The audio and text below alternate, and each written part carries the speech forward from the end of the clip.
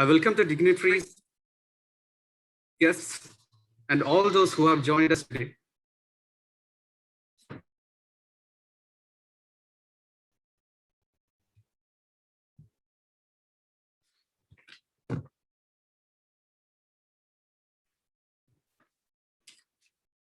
Now, before we begin, I would like to give you a very quick snapshot of who we are as an institution, what we do and how we achieve it.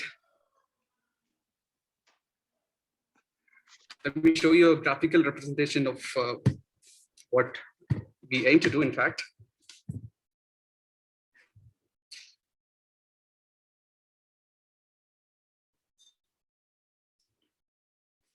Now, Western Ghats is an institution located in a beautiful green hills in a small town called Korom in Wayanad district, ideally located to provide calm and silent atmosphere that inspires and encourages students to practice their schooling by experiencing the nature around them.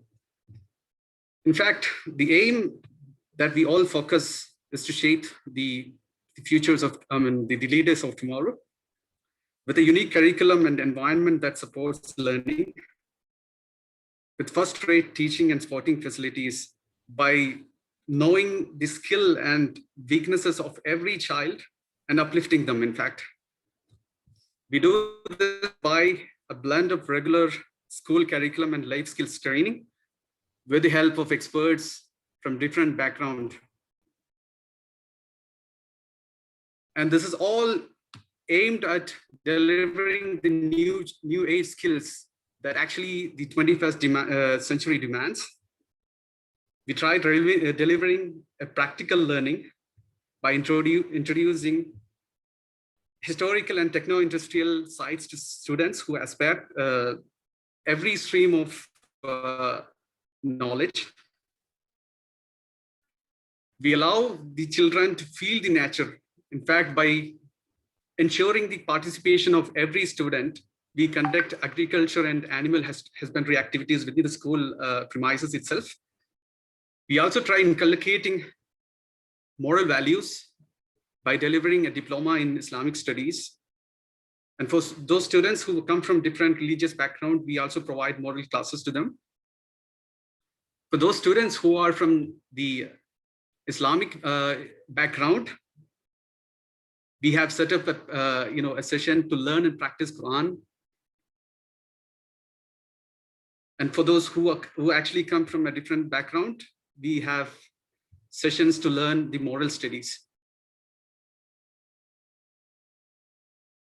The academics is as follows. In fact, we have grades starting from 7 to 10, and then the +1 and +2 classes with all those branches of humanities, commerce, and science.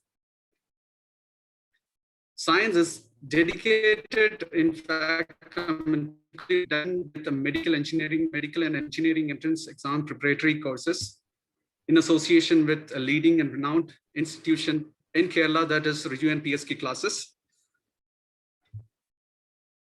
So now this is all set up in a beautiful campus that you can imagine to have in this beautiful landscape with a well-maintained hostel and hygienic food.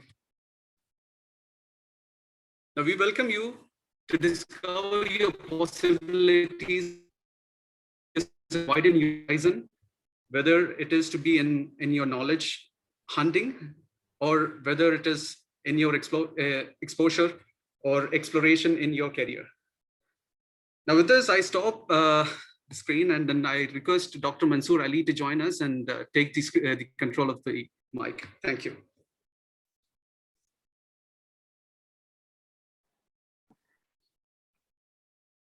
Thank you very much, Mr. Mushtaq.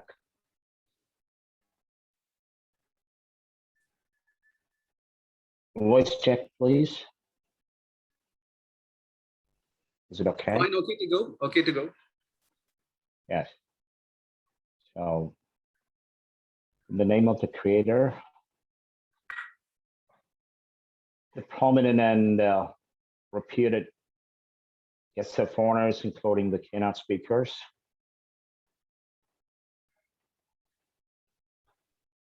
the inauguration of the science stream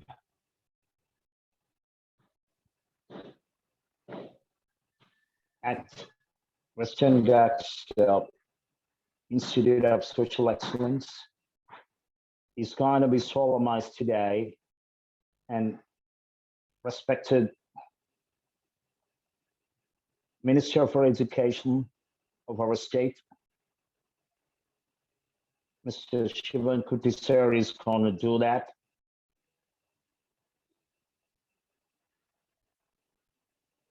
So, Honorable Minister, beloved parents and aspiring students, fabulous morning wishes and prayers for a real shower of blessings on us all the time. I'm extremely delighted as well as proud to be representing WISE on this memorable day in which the inauguration is being done of the newly starting science stream batch. And I'm so proud that I'm being part of this team led by Rizio and PSK classes. So we have the founders and directors of Rizio and PSK classes along with us for the keynote speeches. And of course, we got one more session today about the 21st century survival skills. So we are not going to the formalities. So amidst all these tight schedules, our minister, respected Shivan Kuti sir, consented us with spending a very short time for doing this honorable solemnizing this great activity, great action. So on behalf of the entire WISE fraternity, this is my proud happiness to welcome the Minister for Education of Kerala State, Shivan Kuti sir, for inaugurating the science stream of Western Ghats of Institution, Western Ghats Institution for Social Excellence. So please.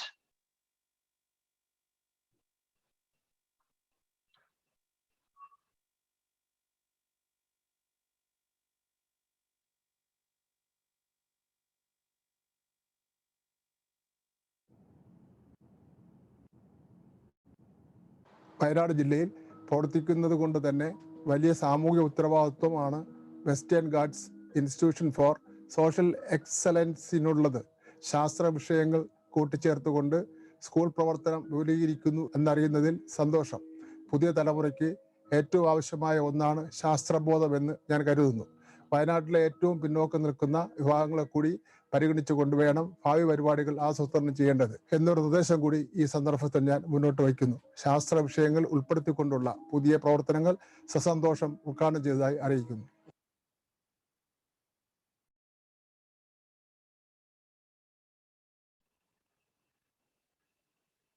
Thank you, respected Minister, for your short but inspiring message and, of course, piece of advice. My dear ladies and gentlemen, on the screen and off the screen, respected P. Suresh Kumar sir, Riju Shankar sir, Mr. Rakesh Gotwani, the board members of WISE, the director, principal, and all the well-wishers of WISE. Assalamu alaikum wa rahmatullah. As we know, we've been passing through this toughest situation for almost 1.5 years now. And last year when we were opening up or when we were doing something new, we had so many anxieties and concerns in our hearts and minds. The parents were stressed, the students were stressed, the management of the schools, and the entire authority. More than that, the rulers of the world and our countries, we were all a bit concerned about the future. Now, we all are used to everything that has been erupted by COVID-19 pandemic.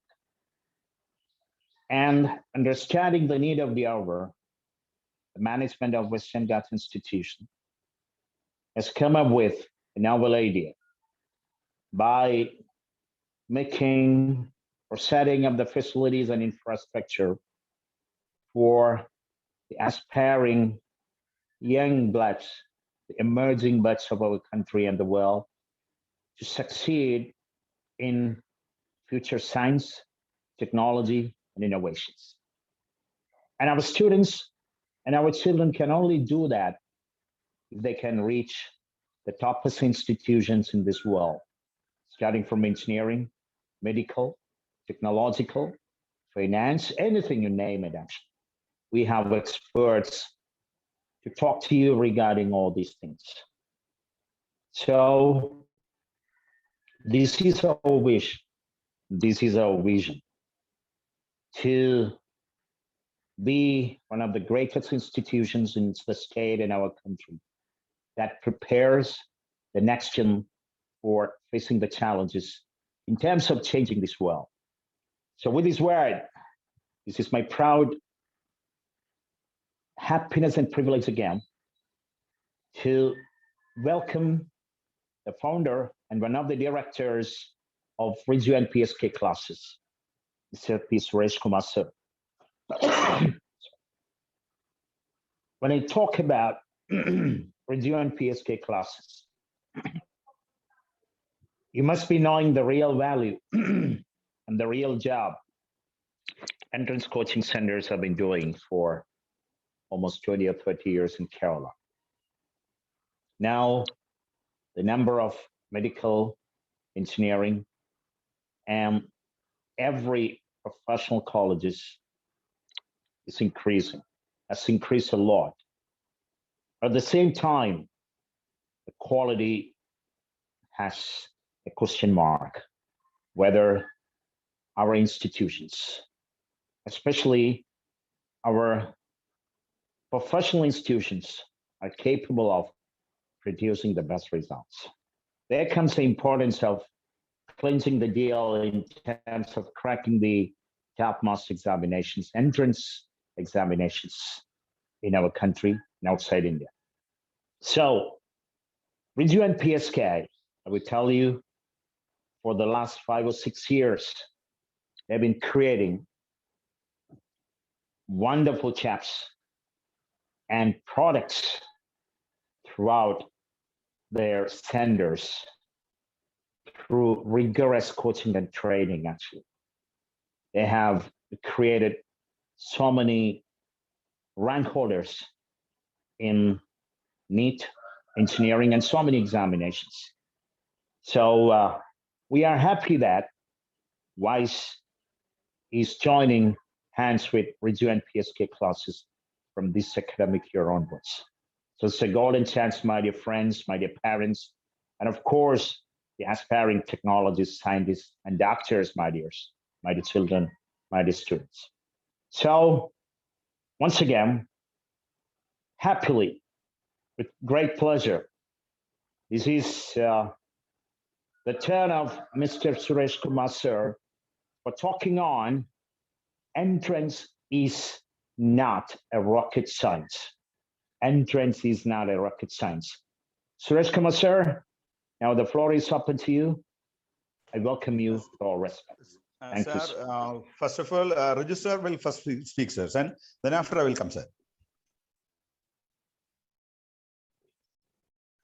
Mansoor, sir. Mansoor, sir.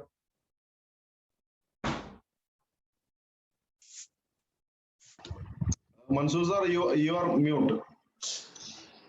One pillar is PSK, Sir, sir. at first, Raju sir will address, sir. Suresh Kumar. Yes, yes, I'll. Then the second one is Riju Shankar, sir, one of the greatest teachers in Kerala again. So, with all respect and honor, I welcome Riju Shankar, sir, for talking on entrance is not a rocket science. Sir, I request you to take on the floor. Thank you, sir. Thank you, Mansoor, sir. Good morning, all.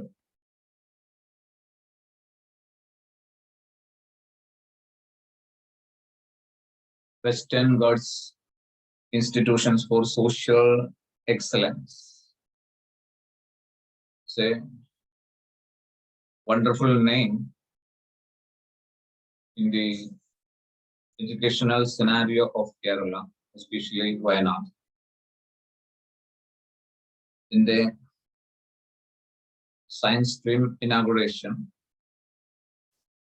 ഉദ്ഘാടനം നടത്തിയ നമ്മുടെ ആരാധ്യനായ വിദ്യാഭ്യാസ വകുപ്പ് മന്ത്രി Shri Sivankutty sir, മറ്റ് മേലധികാരികള്,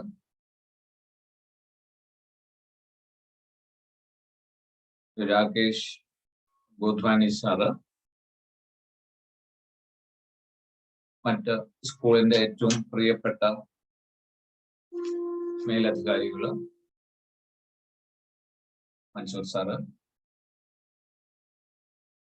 ഏറെ പേർ പ്രിയങ്കരായ വിദ്യാർത്ഥിനികളെ, ഏറെ ബഹുമാന്യരായ രക്ഷിതാക്കൾ, എല്ലാവർക്കും നമസ്കാരം.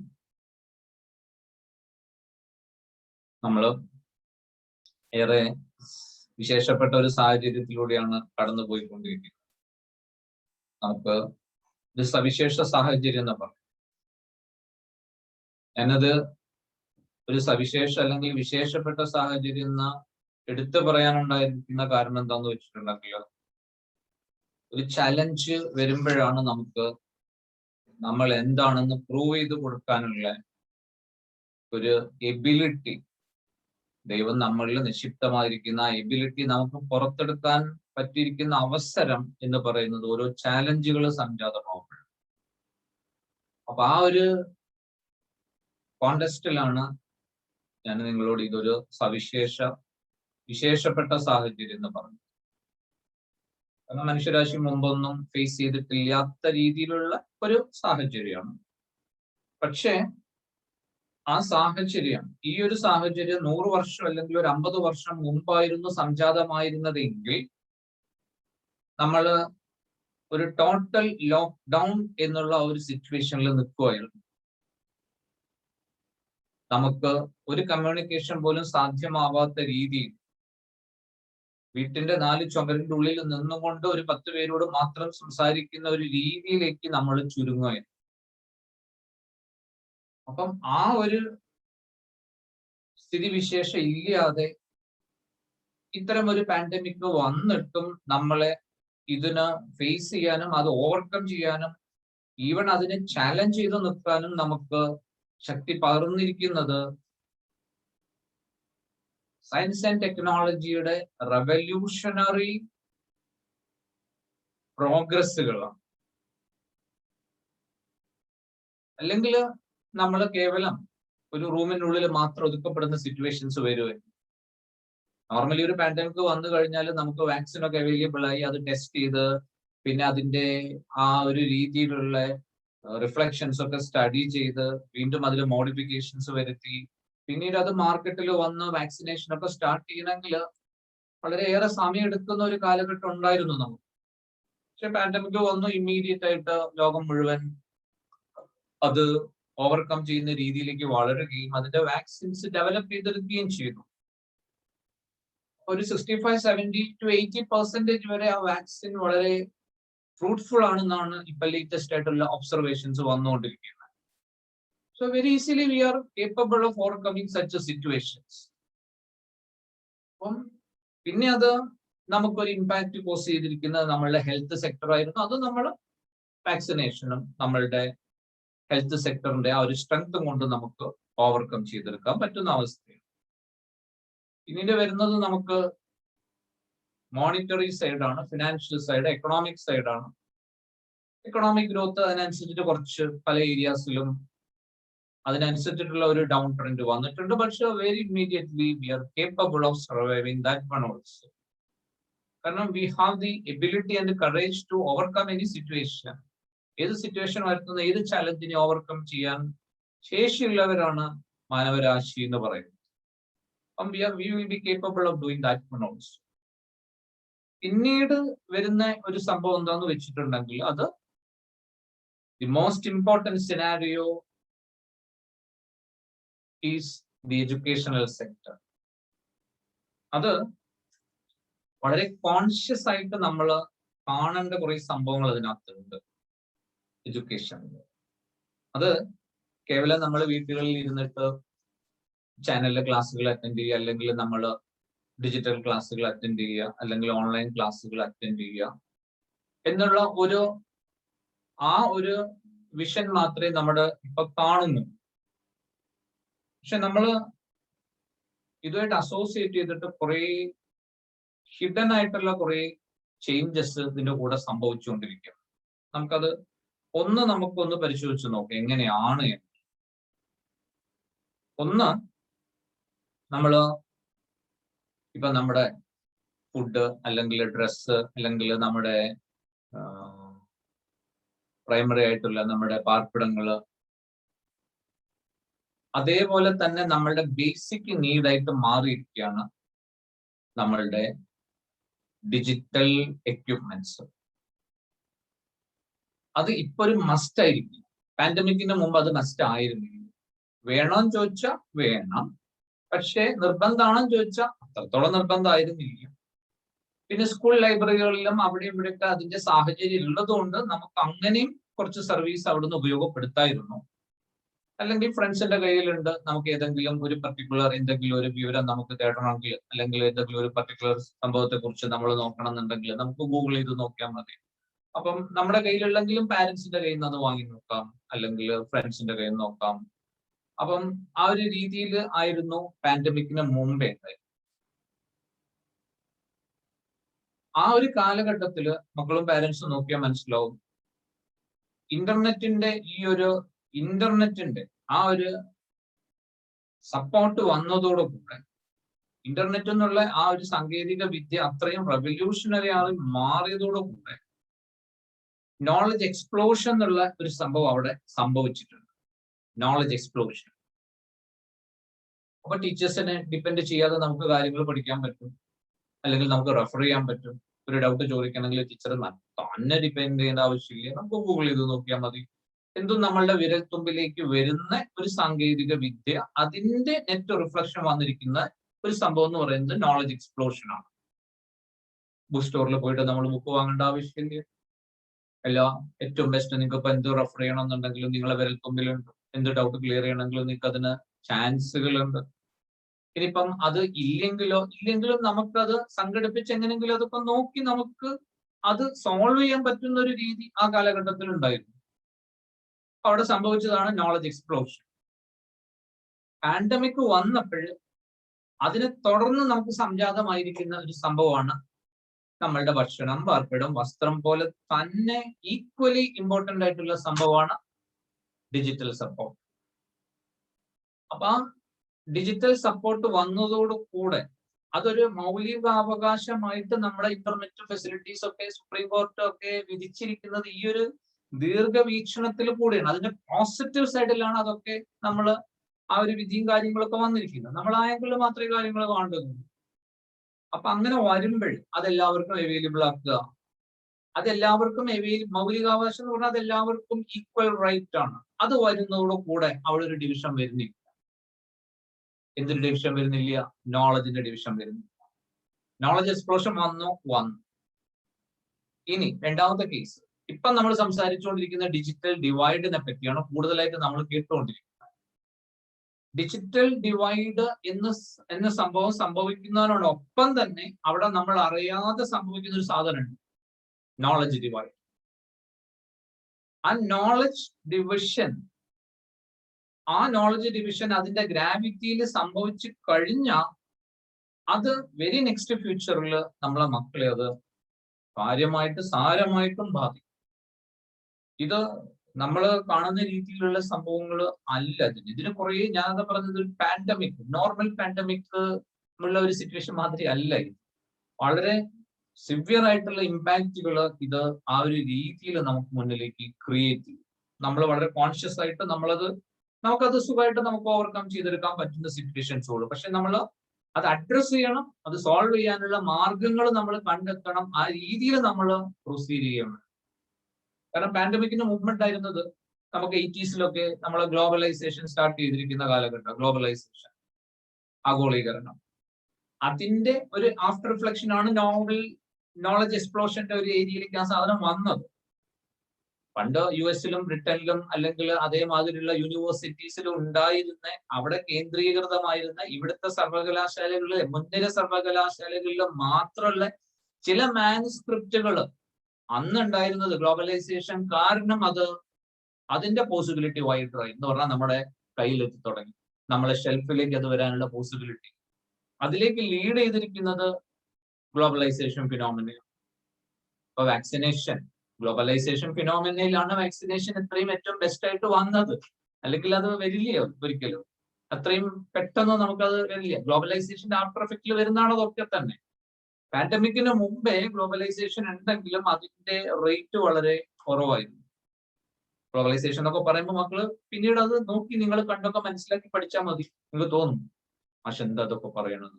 അങ്ങനെയല്ല, നമ്മൾ ഓരോ കാലഘട്ടം ശരിക്കും അസസ് ചെയ്യണം, എന്നിട്ട് വേണം അടുത്ത കാലഘട്ടത്തിലേക്ക് നമ്മൾ ആ ചേഞ്ചിന് വേണ്ടി ഒരുങ്ങാൻ വേണ്ടി. പിന്നീട് പാൻഡമിക് വന്നപ്പോൾ ഗ്ലോബലൈസേഷന്റെ റേറ്റ് കൂടുക ചെയ്യുക.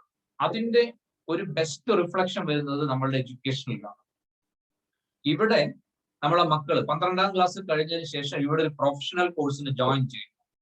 സൈമൾട്ടേനിയസ് ആയി ഇവിടെ ഇരുന്നും കൊണ്ട് വേറൊരു ടൈമില് അവനൊരു ഫോറിൻ യൂണിവേഴ്സിറ്റിയുടെ ക്ലാസ് അറ്റൻഡ് ചെയ്യും. നമ്മൾ പഠിക്കുന്ന കാലഘട്ടങ്ങളിൽ 3 വർഷം കൊണ്ട് 1 ഡിഗ്രി കിട്ടിയിരുന്ന കുട്ടി ഇപ്പൊ 3 വർഷം കൊണ്ട് 2 ഡിഗ്രി സ്വായത്തമാക്കുക. അത് എവിടുന്ന്? World class universities. അപ്പൊ അവിടെയാണ് ഞാൻ പറഞ്ഞത് ഡിജിറ്റൽ ഡിവൈഡ് എന്ന് നമ്മൾ പറയുമെങ്കിലും ഡിജിറ്റൽ ഡിവൈഡ് ആണ് ബേസിക്കലി നടക്കുന്നതെങ്കിലും നടക്കുന്നത് അതല്ല. അത് നമുക്കൊരു ഇൻസ്ട്രുമെന്റ് വാങ്ങിക്കൊടുത്ത് ആ ഡിവിഷൻ നമുക്ക് പരിഹരിക്കാം. പക്ഷെ പരിഹരിക്കാൻ പറ്റാത്ത ഒരു സാധനം അവിടെ നടക്കുന്നുണ്ട്, നോളജ് ഡിവിഷൻ. ആ ഡിവിഷൻ നടക്കുന്നതോട് കൂടിയിട്ടാണ് 3 വർഷം കൊണ്ട് 1 ഡിഗ്രി, 3 വർഷം കൊണ്ട് 2 ഡിഗ്രി, അതിൽ ഒരെണ്ണം വേറെ അവന്റെ കഴിവുകൾ വേറൊരു ഡയമെൻഷനിലേക്ക് വളർത്തിയെടുക്കാൻ പറ്റുന്ന രീതിയിലുള്ള ഒരു സപ്പോർട്ടായിട്ടുള്ള ഡിഗ്രിയാണ്. ഇത് നടക്കുന്നുണ്ടായിരുന്നു ചോദിച്ചാൽ ഇത് ഗ്ലോബലൈസേഷന്റെ ആഫ്റ്റർ എഫക്റ്റിൽ നടക്കുന്നുണ്ടായിരുന്നു. പാൻഡമിക് കാരണം ഇതിന്റെ റേറ്റ് വളരെ കൂടി. അപ്പം നമ്മളെ മക്കളെ ആ ഒരു ചാലഞ്ച്, ആ ഒരു ചേഞ്ച് അതിലേക്ക് ഒരുക്കിയെടുത്തു. മക്കൾ ഇതിനെ കുറിച്ച് അവെയർ അല്ല. അവരെ സംബന്ധിച്ചിടത്തോളം എന്താന്ന് പറയും, 8th കഴിഞ്ഞാൽ 9th കഴിഞ്ഞാൽ 10th കഴിഞ്ഞാൽ 11th കഴിഞ്ഞാൽ 12th കഴിഞ്ഞാൽ അപ്പൻ ഏതാ ഇൻസ്റ്റിറ്റ്യൂട്ട് പറഞ്ഞു വെച്ചിരിക്കുന്ന വെച്ചാൽ അവിടെ പോയി പഠിക്കാം. അപ്പൻ 1-2 പേരൊക്കെ കണ്ടിട്ട് ആ ഒരു ഇൻസ്റ്റിറ്റ്യൂട്ടിലൊക്കെ സീറ്റൊക്കെ പറഞ്ഞു വെച്ചിട്ടുണ്ട്, അല്ലെങ്കിൽ അവിടെ ഇങ്ങനെ ഒരു ചിന്താഗതി മാത്രമേ ചിലപ്പോൾ കുട്ടികളുടെ രൂപത്തിൽ ഉണ്ടാവുള്ളൂ. അല്ലെങ്കിൽ കുറച്ചുകൂടെ കടന്നിട്ട് എനിക്ക് ഒരു ഡോക്ടർ ആവണം, എഞ്ചിനീയർ ആവണം, അല്ലെങ്കിൽ സയന്റിസ്റ്റ് ആവണം എന്നുള്ള ആ ഒരു ചിന്താഗതികൾ മാത്രമായിട്ട് അവർ നിൽക്കും. അപ്പം ഇതിൽ അവരെ ഒരുക്കിയെടുക്കുക എന്നുള്ളത് പാരന്റ്സിന്റെയും ടീച്ചേഴ്സിന്റെയും സോഷ്യൽ വർക്കേഴ്സിന്റെയും പൊളിറ്റീഷ്യൻസിന്റെയും എല്ലാവരെയും ആയിട്ടുള്ള ഒരു റെസ്പോൺസിബിലിറ്റിയാണ്. ആ റെസ്പോൺസിബിലിറ്റി നമ്മൾ എല്ലാവരും തന്നെ ബെറ്ററായിട്ട് ഏറ്റെടുത്ത് നടപ്പിലാക്കുന്നില്ലെങ്കിൽ ഞാൻ പറഞ്ഞിരിക്കുന്ന ആ നോളജ് ഡിവിഷൻ ഉണ്ടല്ലോ, അതിന്റെ ഗ്രാവിറ്റി വളരെ കൂടുതലായിരിക്കും. അത് പ്രത്യേകിച്ച് ശ്രദ്ധിക്കേണ്ടത്, പാരന്റ്സും മക്കളും പ്രത്യേകിച്ച് ശ്രദ്ധിക്കേണ്ടത്, 12ാം ക്ലാസ്സിന് ശേഷം ഇനി വരുന്ന ഹയർ എഡ്യൂക്കേഷൻ എന്ന് പറയുന്നത് സിംപ്ലി കോണ്ടന്റ് ട്രാൻസാക്ഷൻ മാത്രം ആയിരിക്കും.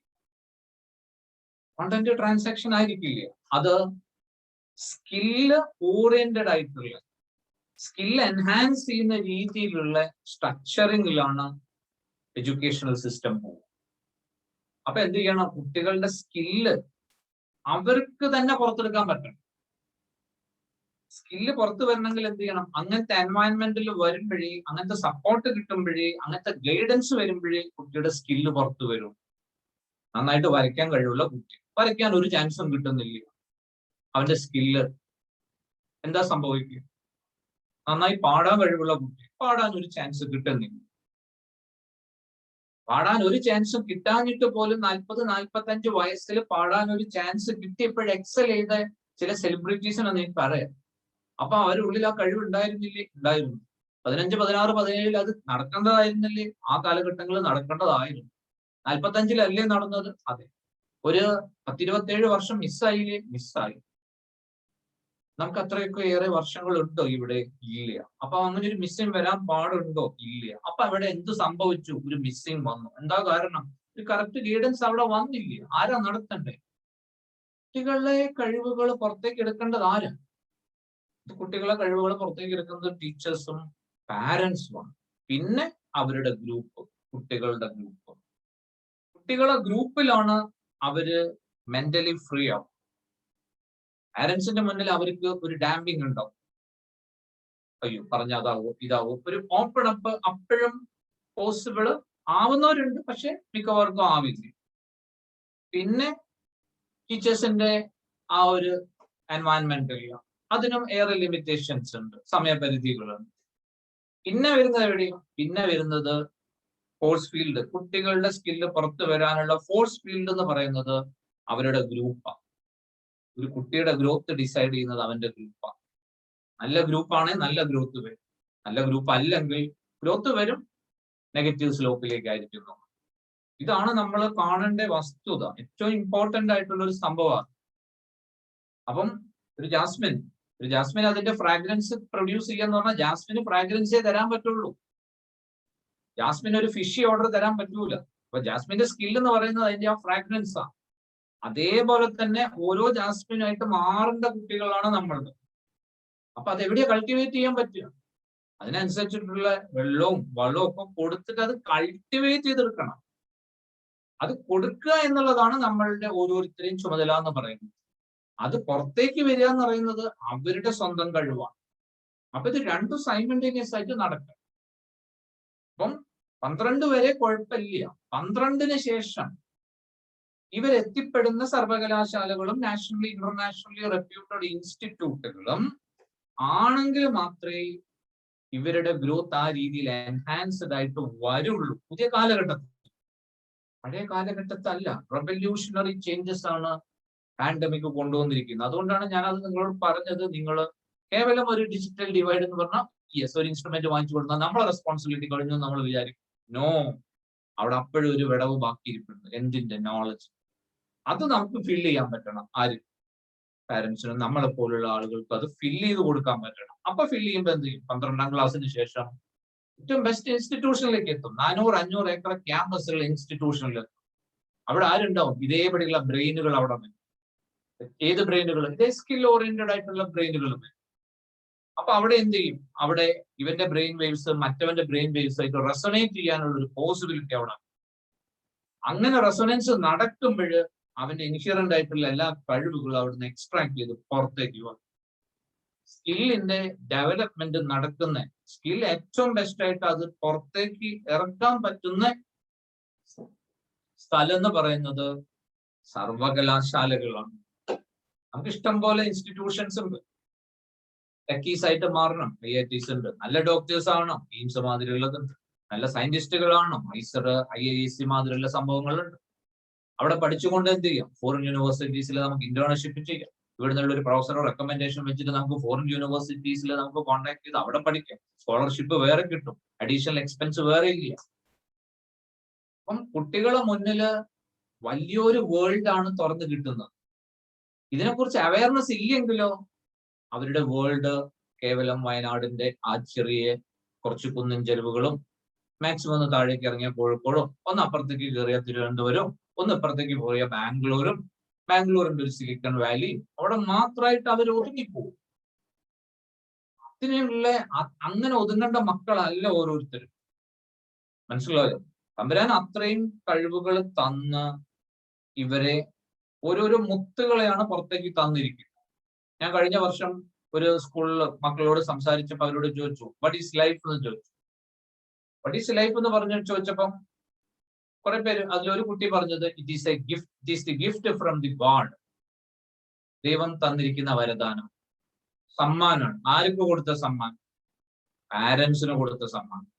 അപ്പൊ പാരന്റ്സിന് ഒരു സമ്മാനം കൊടുക്കുമ്പോൾ സമ്മാനം നമ്മൾ എപ്പോഴാണ് കൊടുക്കും? നമുക്ക് അത്രയും വേണ്ടപ്പെട്ടവര്, നമുക്ക് അത്രയും പ്രീഷ്യസ് ആയിട്ടുള്ളവര്, അങ്ങനെയുള്ള ഒരു സംഭവങ്ങളിലൊക്കെയാണ് നമ്മൾ സാധാരണ ബർത്ത്ഡേ ഗിഫ്റ്റ് അല്ലെങ്കിൽ ആ ഗിഫ്റ്റ് ഈ ഗിഫ്റ്റ് എന്നൊക്കെ പറയുമ്പോൾ there is A mental closeness.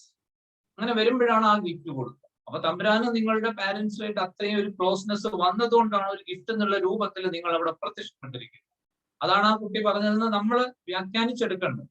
കുട്ടി അങ്ങനെ ചിന്തിക്കുന്ന ഒരു കുട്ടി ഉണ്ടെന്ന് ആദ്യം മനസ്സിലാക്കുക. നമ്മളെ മക്കളും അങ്ങനെ ചിന്തിക്കുന്നവരാണ്. അപ്പൊ തമ്പുരാൻ ഗിഫ്റ്റ് തരുമ്പോൾ അത് തമ്പുരാൻ തരുമ്പോൾ ഒരിക്കലും മോശപ്പെട്ട സാധനം ആവോ? ഇല്ല. ഗിഫ്റ്റ് എന്ന് പറഞ്ഞാൽ എന്താ? പ്രീഷ്യസ് ആ. തമ്പുരാൻ തരുമ്പോഴോ അത് ഹൈലി പ്രീഷ്യസ് ആ. അപ്പൊ അത്രയും പ്രീഷ്യസ് ആയിട്ടുള്ള ഒരു സാധനമാണ് നമുക്ക് തന്നിരിക്കുന്നത്. ആര്? കുട്ടികള്.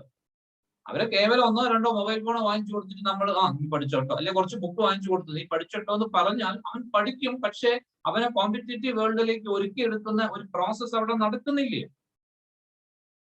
അതോടൊപ്പം തന്നെ ഇഷ്ടംപോലെ മക്കള് ഈ ഒരു ഡിവിഷനിൽ, അതായത് ഡിജിറ്റൽ സപ്പോർട്ട് ഇല്ലാത്ത മക്കളുണ്ട്. എന്നാൽ നല്ല മുത്തുകൾ, അവർക്ക് വേണ്ട സപ്പോർട്ടുകൾ നമ്മൾ കൊടുക്കുക. അതൊരു സോഷ്യൽ സ്ട്രക്ചറിങ്ങിന്റെ ആ ഒരു സോഷ്യൽ ബാലൻസിന്റെ ഭാഗമായിട്ട് നമ്മൾ കൊടുക്കുക. കാരണം നമ്മളെ ബയോളജിക്കൽ മക്കളല്ല എന്നുള്ള വ്യത്യാസം മാത്രമേ ഉള്ളൂ. നമ്മളെ മക്കളെ ബയോളജിക്കലി നമ്മളെ മക്കളല്ല, അവരും നമ്മളെ മക്കൾ തന്നെ.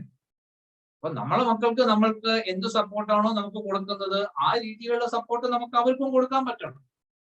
അപ്പൊ അങ്ങനത്തെ മക്കളെ കണ്ടെത്തി, നല്ല മിടുക്കന്മാരാണ്, എല്ലാവരും തന്നെ മിടുക്കന്മാരാണ്, അവരെ നമ്മൾ കണ്ടെത്തി കൊണ്ടുവന്ന് എത്തിക്കുക. അതും ഈ ഒരു സംരംഭത്തിന്റെ ഭാഗമാണ്. ഏറ്റവും ബെസ്റ്റ് ആയിട്ടുള്ള ഒരു സംഭവമാണ്.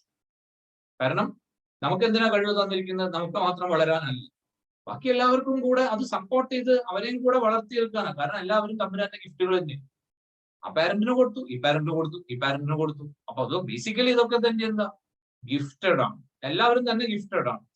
ആ ഗിഫ്റ്റഡ് ആയിട്ടുള്ള ആള് നമ്മളും അവരും തമ്മിലുള്ള വ്യത്യാസം, ബയോളജിക്കലി നമുക്ക് ഗിഫ്റ്റഡ് അല്ല എന്നുള്ളൂ, but they are gifted. A equal to B, B equal to C, A equal to C. ഇതാണ് ഈ പ്രോസസ്. നിങ്ങൾക്ക് കുറച്ചുകൂടെ മാത്തമാറ്റിക്കൽ അപ്രോച്ചിൽ നോക്കിയാൽ നിങ്ങൾക്ക് മനസ്സിലാവും. A equal to B, B equal to C, A equal to C. നമ്മൾ എന്തെങ്കിലും ചെയ്യുന്നുണ്ടെങ്കിൽ, നിങ്ങൾ അങ്ങനെ ഒരു സംഭവം ചെയ്യുന്നുണ്ടെങ്കിൽ അത് A equal to C ഇല്ല. A equal to B നിങ്ങൾ ചെയ്യുന്നുണ്ട്, B equal to C വേറെ ചെയ്യുന്നുണ്ട്, A equal to C automatic ആയിട്ട് അവിടെ നടക്കുന്നുണ്ട്. അങ്ങനെ ഒരു സംരംഭമാണ് നമ്മളുടെ വെസ്റ്റേൺ ഗേൾസ് സ്കൂളും അതുമായിട്ട് അസോസിയേറ്റ് ചെയ്തിരിക്കുന്ന അതിന്റെ അധികാരികളും എല്ലാവരും തന്നെ ചേർന്ന് നടത്തുന്നു. അപ്പൊ ഞാൻ പറഞ്ഞു വന്നത്, പാരന്റ്സും കുട്ടികളും വളരെ അവെയർ ആയിരിക്കേണ്ട ഒരു സിറ്റുവേഷനിലൂടെയാണ് നമ്മൾ കടന്നുപോയിക്കൊണ്ടിരിക്കുന്നത്. അത് ഹെൽത്ത് അവയർനെസ് നമുക്ക് ഹെൽത്ത് സിസ്റ്റം ഒക്കെ അത്രയും സ്ട്രോങ് ആയതുകൊണ്ടും നമ്മൾ അങ്ങനത്തെ മെഷേഴ്സ് എടുക്കുന്നത് കൊണ്ടും നമ്മൾ തന്നെ കൂടുതൽ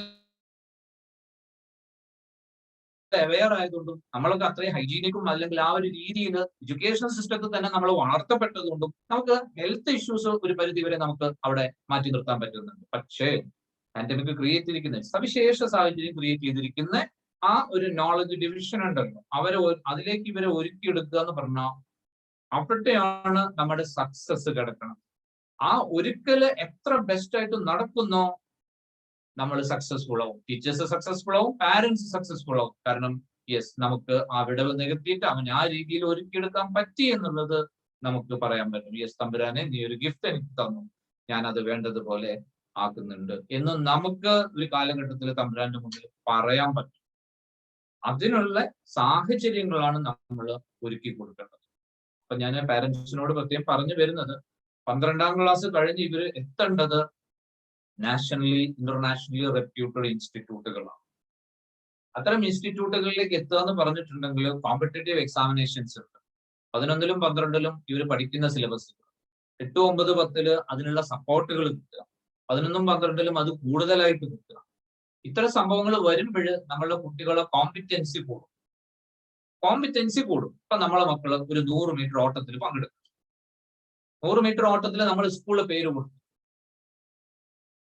ഇപ്പൊ സൺഡേ ആണ്, മത്സരം നടക്കുന്നതെന്ന് വിചാരിക്കും. സൺഡേ ഒരു രാവിലെ എണീറ്റ് ഡ്രസ്സൊക്കെ ചെയ്ത് നേരെ അങ്ങോട്ട് ഓടാൻ പോകുക. അവിടെ വിൻ ചെയ്യാനുള്ള പ്രോബബിലിറ്റി വളരെ കുറവാണ്. നേരെ മറിച്ച് ഒരു മാസമായിട്ട് ശരിക്ക് രാവിലെ തന്നെ വീട്ടിൽ നിന്ന് എഴുന്നേറ്റ് ഓടി ഓടി ഓടി ആ ഒരു സ്റ്റാമിന ഡെവലപ്പ് ചെയ്ത് നിൽക്കുന്ന കുട്ടിയാണെങ്കിൽ അവനാണ് വിൻ ചെയ്യാനുള്ള പ്രോബബിലിറ്റി ഉള്ളത്.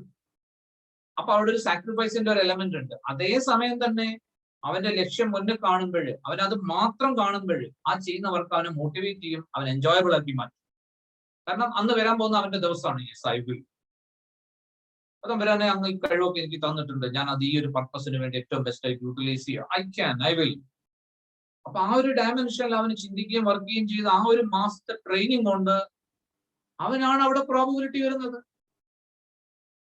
അപ്പം അവന് അവിടെ പേര് കൊടുക്കാൻ നിർബന്ധിതരാക്കുക. എന്റെ സ്കൂളിൽ സ്പോർട്സിൽ നീ പാർട്ടിസിപ്പേറ്റ് ചെയ്യണ്ടേ, പാർട്ടിസിപ്പേറ്റ് ചെയ്യണം. നീ വിൻ ചെയ്യണ്ടേ, വിൻ ചെയ്യണം. അപ്പൊ അതിലേക്ക് ഡയറക്ഷൻ കൊടുക്കുകയും അവനെ അതിന് പ്രാപ്തരാക്കി എടുക്കുകയും ചെയ്യുന്നതിൽ ഒരു റോൾ ആയിരിക്കുന്നുണ്ട് ടീച്ചേഴ്സിനുണ്ട്, പാരന്റ്സിനുണ്ട്. ഇതേ സംഭവം തന്നെയാണ്, ഇതേ ഒരുക്കല് തന്നെയാണ് എവിടെ കോമ്പറ്റേറ്റീവ് എക്സാമിനേഷൻ വരുമ്പോഴും. മറ്റത് മസ്കുലർ വർക്കാണെങ്കിൽ ഇത് ബ്രെയിൻ മസിൽസിന്റെ വർക്കാണ്. ഇപ്പം പാരന്റ്സിനെ നോക്കിയാൽ മനസ്സിലാവും, ഇത്രയും നാളുകൾ കഴിഞ്ഞ ഒരു വർഷമായിട്ട് നമ്മളെ മക്കള് വീട്ടിലാണ് ഇരിക്കുന്നത്. വീട്ടിൽ മക്കൾ ഇരിക്കുമ്പോൾ ഒരു വെക്കേഷൻ മൂഡാണ്. ഇനീഷ്യലി അവർക്ക് അത് വളരെ ഹാപ്പി ആയിരുന്നു. കുറച്ച് കഴിയുമ്പോൾ അവര് തന്നെ ഇപ്പം യെസ് എങ്ങനെങ്കിലും വീട്ടിൽ നിന്ന് പുറത്ത് കടന്നാൽ മതി എന്നുള്ള സിറ്റുവേഷൻ ഉണ്ടാവും. പക്ഷെ കാര്യങ്ങൾ അങ്ങനെയല്ലല്ലോ. അതുകൊണ്ട് അവർക്ക് പുറത്ത് കടക്കാനും പറ്റുന്നില്ല. അതുകൊണ്ട് എവിടെ വന്നിട്ടുണ്ട്, അവരുടെ റൈറ്റിംഗ് സ്പീഡ് കുറയും, റീഡിങ് സ്കില്ല് കുറഞ്ഞിട്ടുണ്ടാവും, മാത്തമെറ്റിക്കൽ സ്കില്ല് സ്വല്പം കുറഞ്ഞിട്ടുണ്ടാവും. കാരണം ആ ഗ്രോത്ത് നടക്കേണ്ട സംഭവങ്ങൾ എന്ന് പറയുന്നത് വേറെ സെഗ്മെന്റിലാണ്. ഇനി കുറച്ച് നാളുകൾ അങ്ങനെ പോകുമ്പോഴോ നമ്മൾ വേണ്ടത്ര കെയർ ചെയ്യുന്നില്ലെങ്കിൽ ഗ്രോത്ത് അല്ലെങ്കിൽ ആ സ്പീഡ് വീണ്ടും കുറയും. അപ്പൊ അവിടെയും നമുക്ക് വലിയൊരു റോള് കിടക്കുന്നുണ്ട്. അപ്പം ഇതില് ഏറ്റവും ബെസ്റ്റ് ആയിട്ട് മക്കളെ ആ ഒരു രീതിയിൽ കോമ്പറ്റീഷൻ ഫേസ് ചെയ്യാൻ പറ്റുന്ന രീതിയിൽ അവരെ ഒരുക്കിയെടുക്കുക, അവരെന്താക്കിയിട്ട് മാറ്റുക, കോമ്പിറ്റന്റ് ആക്കിയിട്ട് മാറ്റുക. ആ കോമ്പിറ്റന്റ് ആക്കി മാറ്റുന്ന പ്രോസസ്സുകളാണ് നടക്കേണ്ടത്. അത് നടക്കാൻ വേണ്ടിയിട്ട് വെസ്റ്റേൺ ഗേൾസിന്റെ ഒരു ഭാഗമായിട്ട് നമുക്ക് കഴിയുന്നു എന്നുള്ളത് വളരെ സന്തോഷം തരുന്ന വസ്തുതയാണ്. നാഷണലി ഇന്റർനാഷണലി റെപ്യൂട്ടഡ് ഇൻസ്റ്റിറ്റ്യൂട്ടിലേക്ക് നമുക്ക് മക്കളെ എത്തിക്കാൻ പറ്റണം. നല്ലൊരു ഡോക്ടറാണ്, എയിംസിൽ പഠിച്ചിറങ്ങണമെങ്കിൽ ഒരു 5000-6000 രൂപ 5 വർഷം പഠിച്ചിറങ്ങാനുള്ളൂ. കേവലം 6000 രൂപ 2 ചുരിദാർ വാങ്ങിയിരുന്ന പൈസയുള്ളൂ, അല്ലെങ്കിൽ ഒരു 6 ചുരിദാർ വാങ്ങിയിരുന്ന പൈസയുള്ളൂ. 5 വർഷം ഒരു മെഡിക്കൽ കോളേജിൽ പഠിച്ചിറങ്ങേണ്ട ഫീസാ പറഞ്ഞു.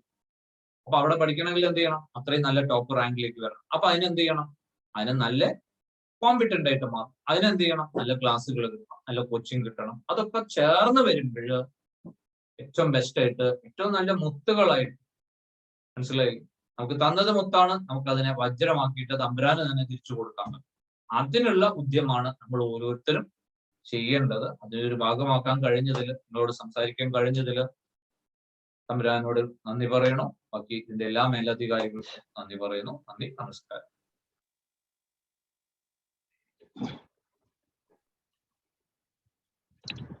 Thank you, respected Riju Shankar sir, for giving an eye-opening session here for the parents and, of course, the aspiring students.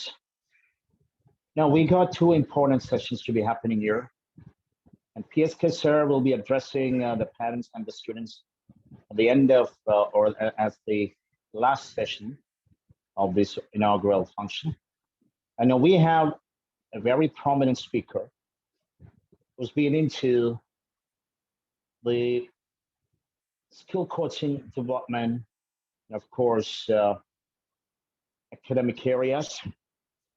He's none other than Mr. Rakesh Kodwani. He's a product of university as well as Indian Institute of Management, Bangalore. Formerly worked with the toughest companies like Qualcomm and, of course, Wipro Technologies. And now into education, academics, and, of course, skill development. So with all my pleasure, on behalf of the management, staff, and students of WISE, let me welcome Rakesh Kodwani, sir, to address the audience. So please. Thank you very much, Dr. Mansoor, for that generous and kind introduction. I am truly humbled and honored to be here with all of you. And I have a very strong connection with Kerala and Malayalam. My wife is a Malayali, so I have been acquired by a Malayali family, so I'm almost a Malayali. And my mother in law plays a very crucial role in my life because, first of all, she's my wife's mother. And second thing is, there is a video of mine which is very popular and gave me a very good status and privilege, and I enjoy that a lot. But one day, my wife tells me that my mother in law, who doesn't know English, watches my video from morning till night. It's on a loop, it's on YouTube, and my mother in law plays it from morning till night. So I'm very curious. So I asked my wife that why is mummy watching my video and she doesn't understand English? So my wife, like a true wife, asked her mother and said that my husband wants to know. And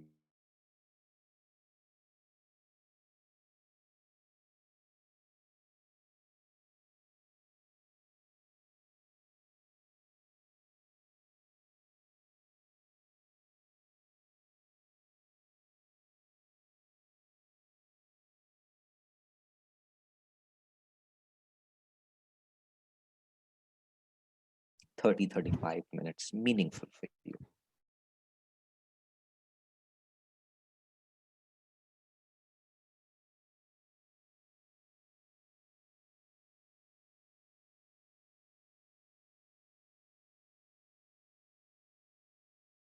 Scientific thinking is not about memorizing books, writing exams, and getting admissions.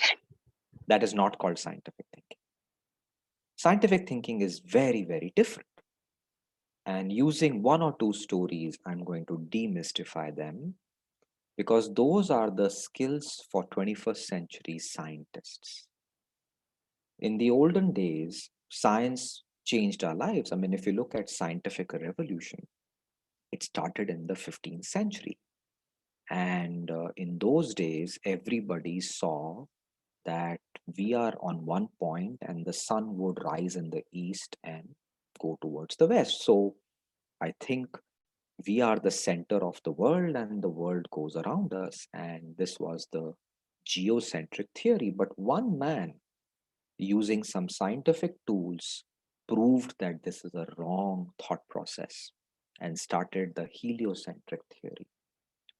And if you look at this simple example, science is that do not assume that what you see is the truth. You must question it.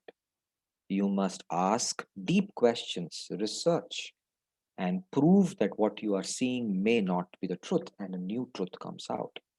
And this is called scientific thinking. And in this journey, it's not a fun journey because when you challenge people on the truth, they don't like you. So, this scientist and many more scientists did not have great endings. Some of them were jailed, some of them were poisoned because they challenged the thought processes of institutions. And when institutions' thought processes are challenged, they will be very angry and they'll go after you.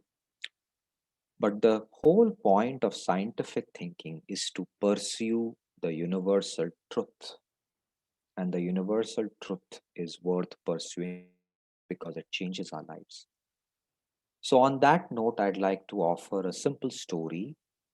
And all my stories come from very simple movies that all of you can watch. It's not that I am extremely gifted and know these stories. You can all watch these movies and tell better stories than what I do. There is a lovely movie on Amazon Prime that you all must watch called Aeronauts.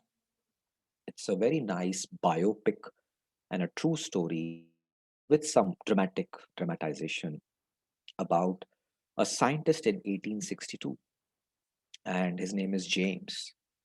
And when all the scientists who wanted to do something were connected with the Royal Society of London, which is like this institution that controls the funding and the publishing of science. And the who's who of the world are part of this society. James made a presentation in front of the society. He said that I'm very interested to study what's up in the clouds and I want to know what's going on. And everybody said, why would you want to do that? What is there worth studying up in the clouds? And he says that all of us living in London keep talking about weather all the time. And weather becomes the central concept of our lives. If it rains, everything changes. If it's cold, everything changes. If it storms, everything changes. What if I can study what's going up there and predict the weather tomorrow? And everybody laughed at him. He was thrown out of that meeting.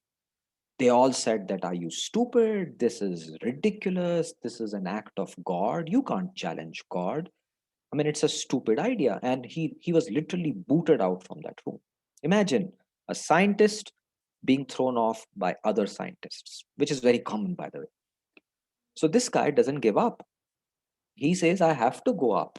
I have some barometers and wind gauges and some instruments, and I think I have some tools to measure, but I want to go up and measure. I'm not going to sit on earth and think about what up's there. So I need to go up. So he finds a balloonist, because in those days, balloons used to go up. So he wanted money to build a balloon so that he could fly up and measure the wind and the atmospheric pressure and humidity and various other things. And he says, if I do it more and more times, I'll have data which can give me a prediction quality. And I can apply some mathematical tools, probability and statistics, and I can predict what's going to happen tomorrow based on the past data. And everybody laughed at him. He was thrown out. He was not given the money. He begged the bank, please give me money. I just need a balloon to go up. Nobody came for his help. Help came from an unknown quarter, a lady. And in those days, 1860s, ladies are not supposed to go out of their house and think of science. But here is a lady, a pilot. It's a fictitious character called Emilia. But there it is modeled on a true balloonist. There was a woman balloonist in those days. So she is like a charismatic balloonist, very famous. Her photos come in the papers every day. People follow her. In today's term, it will be like someone like, let's say, Lady Gaga, Kangana Ranaut, maybe, though I don't like her personally. I think her views have become very toxic these days, but she has a fan following. So someone like her, very charismatic, speaks her mouth, creates candles and flies balloons, and everybody loves her. So James goes to her and says that, hey, you are flying up tomorrow morning. Can I come with you with all my scientific instruments? And I'm going to go up and measure them. And she's like, are you stupid? I don't do this for science. I do it for money. So he's like, hey, I don't have money, but can you consider my request? So she thinks about it and says, all right, fine. If you want to die, who am I to stop you? It's a very dangerous project and you're a scientist. You don't know. But he requests her, cajoles her. And together they begin this amazing journey, which is a true story. And they fly up. And they become the first human beings to go to about 11 kilometers above the earth level. It's a record in a balloon that was made in 1860s. And it was a dangerous journey. There were storms. They both almost died. There was no air. They did not have the suits, but they had the passion to study and do something. And James, while the balloon was going up and it was, attacked by storms and many more things, started to take readings. He had some pigeons, so he flew the pigeons so that the data can go, and he had a friend who was collecting that. And he started taking instruments, measures, and many theories which were unknown. He found proofs for that in that journey. And they went all the way to 11 kilometers, and then they dangerously came back, survived the crash, and told the story. If this journey in 1862 would not have happened, none of us today would have been able to fly. None of us would have been able to predict the weather. None of us would have lived the way we are living today. So scientific thinking is about these concepts, and I'll submit to you few important skills for 21st century. Skill number 1, be extremely curious. Go beyond your books, look around the world. There must be a problem worth solving. And that is the starting process of curiosity. And one of my requests, which I have for all of you, is that our education system has failed us. We need to reinvent it. We need to find it a lot more relevant to what we are doing today. And unfortunately, this whole concept of memorizing books and writing exams has to change. It is creating a great disservice to our country and to our scientific thinking. And in that journey, curiosity plays a very big role. Now, because we are all living in 21st century, we are also reducing our curiosity because this cell phone and WhatsApp and Facebook and LinkedIn and Instagram and TikTok gives us very interesting content. It is utilizing curiosity, but we are not utilizing our cognitive powers to research. We're just absorbing information. Most of it is very bad. So my request to all of you out there, please reduce this content which is damaging your brains, increase the content which can increase your scientific thinking. That comes from observation, reading, discussions, doing experiments, learning from it. And that's very critical. So that is the first message I have for you. The second message I have for you is that in today's world, theoretical knowledge will not be of great value. Practical knowledge will become of amazing value. So all of you, please try to make some things with your hands and try and fail, because that failure will give you 10 new ideas on how to succeed. And we all know this, but in India, we just don't train our children to fail. In fact, failure is treated to be a very bad thing. And to give you a perspective, if all the people who made these amazing scientific inventions did not fail, none of us would have been here. Failure is a very important part of the scientific process. So all of you, do not hesitate to fail. Make something, and if it fails, you're like, wow, I learned something new. Improvise. And I'll give you another example of a very famous scientist whose name is taken in information technology. And we Indians take pride in IT, right? Without this person, IT wouldn't have been there. His name is Claude Shannon. And Claude Shannon was one of the most bizarre scientists in Bell Labs. He was a maverick, he was badly behaved, he was unruly, he would do all kinds of things. He would not sit in his lab to do science. He would play chess, he would play musical instruments, he would walk around the world and observe. He would do all kinds of things because his attitude was that the more I'm curious and the more I fail, the better it is for me for science. He, in fact, made a trumpet which would shoot some kind of a fire. And everybody was appalled by him that why would you do such experiments? And he made big styrofoam shoes because he wanted to walk on water. And there are videos of him doing that. He relocated to New York and started dancing. He was a good swimmer, so he started swimming. And all of these things helped him do a lot of scientific experiments. And he created computers which could measure things and wrote the information technology theory, which is the foundation of the information technology theory today. And he says that because he was doing all these kinds of experiments and failing, it helped him do this one theory right. And scientists are doing millions of experiments and they fail all the time. Without failure, the vaccine of COVID-19 would not have come. All those scientists and chemists and bacteriologists and epidemiologists have come this far because of at least 10 decades of failure, maybe 20 decades of failure.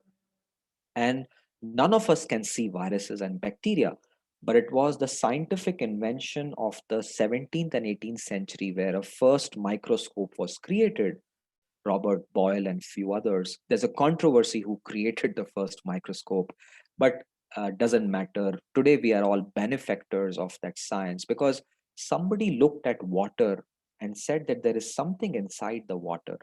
And everybody said that, are you stupid? There's nothing inside water. It's clean, sparkling water. But he created a device which could magnify 30 times, and people saw something moving in water. And that's where the whole science of bacteriology and virology started. Without those inventions and failures, we wouldn't have been living our life today. Many of us would have died because of COVID-19. We are still dying. The science is still very tiny. We have to make a lot of progress, but the opportunity for all of you is amazing. So, skill number 2, please fail, and fail every day, fail every second of your life. And don't worry about your societies, don't worry about your marks because they are not successes. Your ability to fail and learn is the success and the gift of science.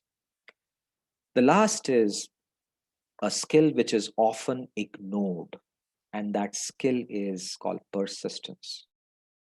And there is a lovely movie that I encourage you to watch called Hidden Figures. It was a 1961 story about 3 women who are from African American origin living in a country like America. So, a very white dominated place, and these are colored people. There were serious problems in 1960s, but they were brilliant mathematicians and scientists. And they are working in NASA.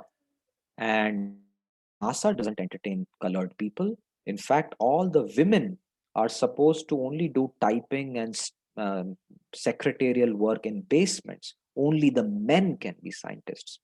So these 3 challenge the status quo.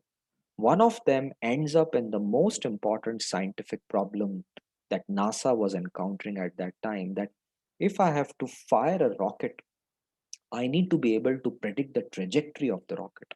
It's a complex parabolic equation. And there were no computers in those days. IBM's computer was getting there, but they had to do the calculations by hand. And very few people had that brain power to do that. And this lady, Catherine, who just died, I think, this year earlier, at the age of 90, she had that power to do that calculation. And the story of this movie is about her struggle, how there is no bathroom for her because she's a woman and that too a colored woman. So she had to go 3/4 of a miles to just take a bio break and come back in rain and sunshine. And these are the challenges she went through. But this is where there is a skill you all must remember, which is called persistence. Persistence is about never giving up. It's about trying. It's about not letting go. It's about not getting bothered about the challenges in front of you. And it's about keeping on doing that experiment till you find the results that you want. I encourage all of you to visit nobelprize.org and look at the stories of the scientists. None of them were very good marks people. In fact, many of them were failures when they were children. Their marks were very average. Many of them were looking at multiple things at the same time. Some of them were even violinists. I mean, Albert Einstein was a violinist. If you look at the bios of all Nobel Prize, they would do 20 things in a day. Some of them were painters, some of them were agriculturists, but they all were applying these concepts to their art. And this is my request, that if you think that scientists are only doing one thing, which is what our education system has become, I'm very sorry to say that that is not education and scientific thinking. That is wrong. Scientists have to apply many skills to do this. If you play the violin, those abilities of how to bring that sound and manage an instrument will help you in your lab. If you swim and you're a good swimmer, that resistance of fatigue will help you in your lab.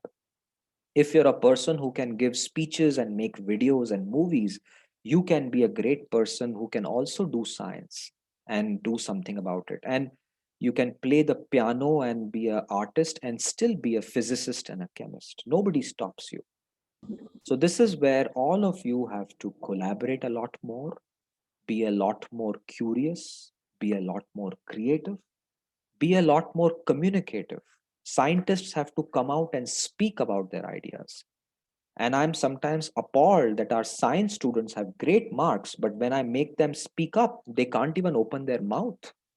And my school of meaningful experiences really wants to solve this problem. If there is one problem in our country that I want to solve, it is this, that my students are brilliant, my managers are very good, but they don't have the confidence and they can't speak. Many of them come from vernacular backgrounds, Malayalam, Bengali, Gujarati, Kannada, Punjabi, which is fine. Italians also have Italian as a vernacular. They don't seem to have a problem when they have an Italian combined English, French, Japanese. So why is it that we Indians want to speak British level English? So liberate yourself and communicate. These skills are the 21st century skills that I want all of you to invest on, and they can be learned. Just like how you can master physics, chemistry, math, biology, you can master communication, confidence, collaboration, curiosity, creativity, and competence. So this is where I will stop yapping. I'm sure you're all sleeping, like how my mother-in-law would say. And I'm happy to take few questions if you can before I let you all go for a lovely Sunday. Over to you, Dr. Mansoor. Thank you very much for your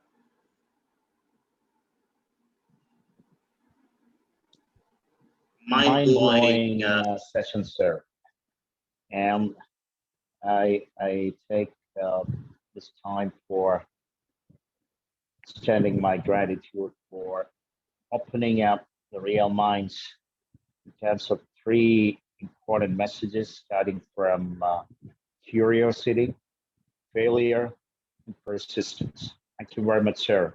I'm so proud to hear that because I've been also into skill development and with a passion of changing the future generations. Thank you so much. So it is a floor for the questions from the participants, from the parents, from anybody actually. So Rakesh Kodwani, sir, is into education, academics, and skill development. As the chairman of School of Meaningful Experiences, Bangalore. So it is a golden opportunity to everybody to make the short in with some questions, and you may expect very apt answers for that. Okay, so I welcome questions, please.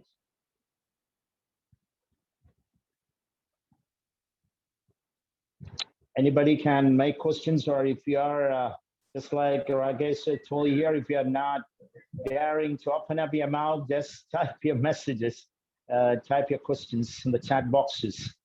That's the biggest problem for us. Actually, our students are not opening. Even though they are postgraduates in English, they are not able to speak up. It's a big problem for us. So I welcome everybody to open up or to type your messages. There is a gentleman with a hand, Mr. Daoud. Please go ahead. Yes. Yeah. I will. Good afternoon, sir. And Rakesh, sir, thank you so much. You made my Sunday worthwhile. All days are same on in the pandemic, but this was truly worthwhile. I'm so glad, sir. So I love the choices. I was making notes as you're talking about hidden figures, astronauts, and I'm open. I've just opened up the Nobel Prize.org and my study started, sir. You already educated us in 1 hour what I could not do in the last 10 science sessions I attended. So thank you so much. Truly, sir. So my question to you is, as much as we try to do, I'm unschooling my daughters. We pull them out from a very reputed, the good chain of schools. So our boards are still such, so dependent on the writing ability, so dependent on the marks being the stepping stone. I'm sorry, this question you might have incurred so many times. How do we break the stereotype that it's okay to score a little less, but is there a path beyond that, sir? How do we, as parents, change our mindset? That's all, sir. Thank you. Excellent question. There is a huge room for all of you to start exploring. And I'll give you one or two ideas. First of all, the children know this. The parents seem to have a problem, and the parents are operating from their emotions of love and fear. That, oh God, if I don't, shape my child's view, their life might be bad. And we should help our children. But my request to all you parents is that today you all have amazing set of opportunities. There is in class 11th and 12th a curriculum that India offers. It's called National Institute of Open Schooling, NIOS. It says that, hey, you don't have to come to school to do this. You can write the exam, and they offer the exams twice every year. And this board was started in 1980s for a different reason. There were many students who were unable to catch up with the school's pace. But over time, it has strengthened and it has become very good. Now, there are two problems with this board. There are many stringent universities that don't accept it. So ignore such universities. And there are many broad universities that have come up who don't care about 12th and 10th marks anywhere. So start finding these new age schools. The second thing is, there is a book I encourage all of you parents to read. It's called Range. Range says that put your child, it's not a children's book, it's a book for sports people, but it brings out qualities of sports people in life. Range says, if you want to be a truly, let's say, great human being, do 40 things at the same time. So expose your children to at least one musical instrument, one non-academic activity, one subject that they are very good at, and book their time in anything that they can do. It could be reading, it could be theater, it could be just friendships, and make them play a little bit and reduce their focus on education. And Range says that these children, because they have so much experiences from playing and falling, from relationships which are not good, from theater, from reading, they are able to handle the 21st century better. Now, they may have a slow career path in the beginning because they will not be able to write JEE and NEET. And I think as parents, we should reset our expectations that JEE, NEET, and IAS are amazing options, but the world is bigger than them. And I feel that without disrespecting these exams, we have to make choices. And as parents, we should entertain our children to do whatever they like to do and support them. The first thing a child wants is the love of the parent. If the parent says, I'm okay if you don't write IAS or JEE and NEET, the child gets strength. And then there is this society, the super society we are all very afraid of. And the parents have to deal with that as well. And that's where you really love your children, entertain them. But these children, the youngsters, they are very resilient these days. They are going through different problems of social anxiety that we should acknowledge, but they are very capable. And if you can protect them from these 2-3 issues, I think you'll be better off. So look at NIOS, and that's a absolutely legal form of education these days. And find colleges that don't care about 12th marks at all. I can offer you one name because this college is run by amazing human beings and I'm part of their group. It's called Ahmedabad University, and very, very well thought education institute, today run by some of the best academicians that I know in India, and very, very affordable. And more schools are coming on liberal arts. So there are huge options for Indian education systems today than when you and I were studying.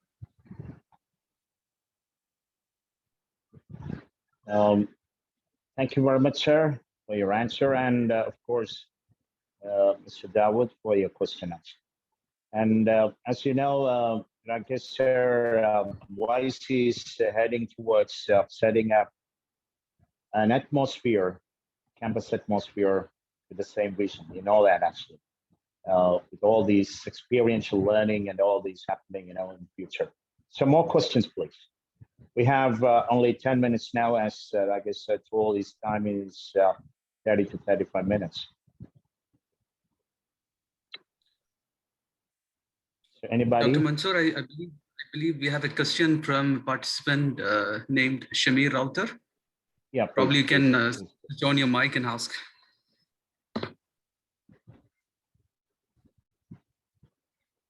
Mr. Shamir?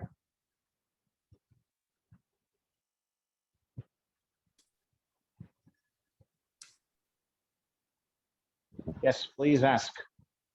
Sir, good morning.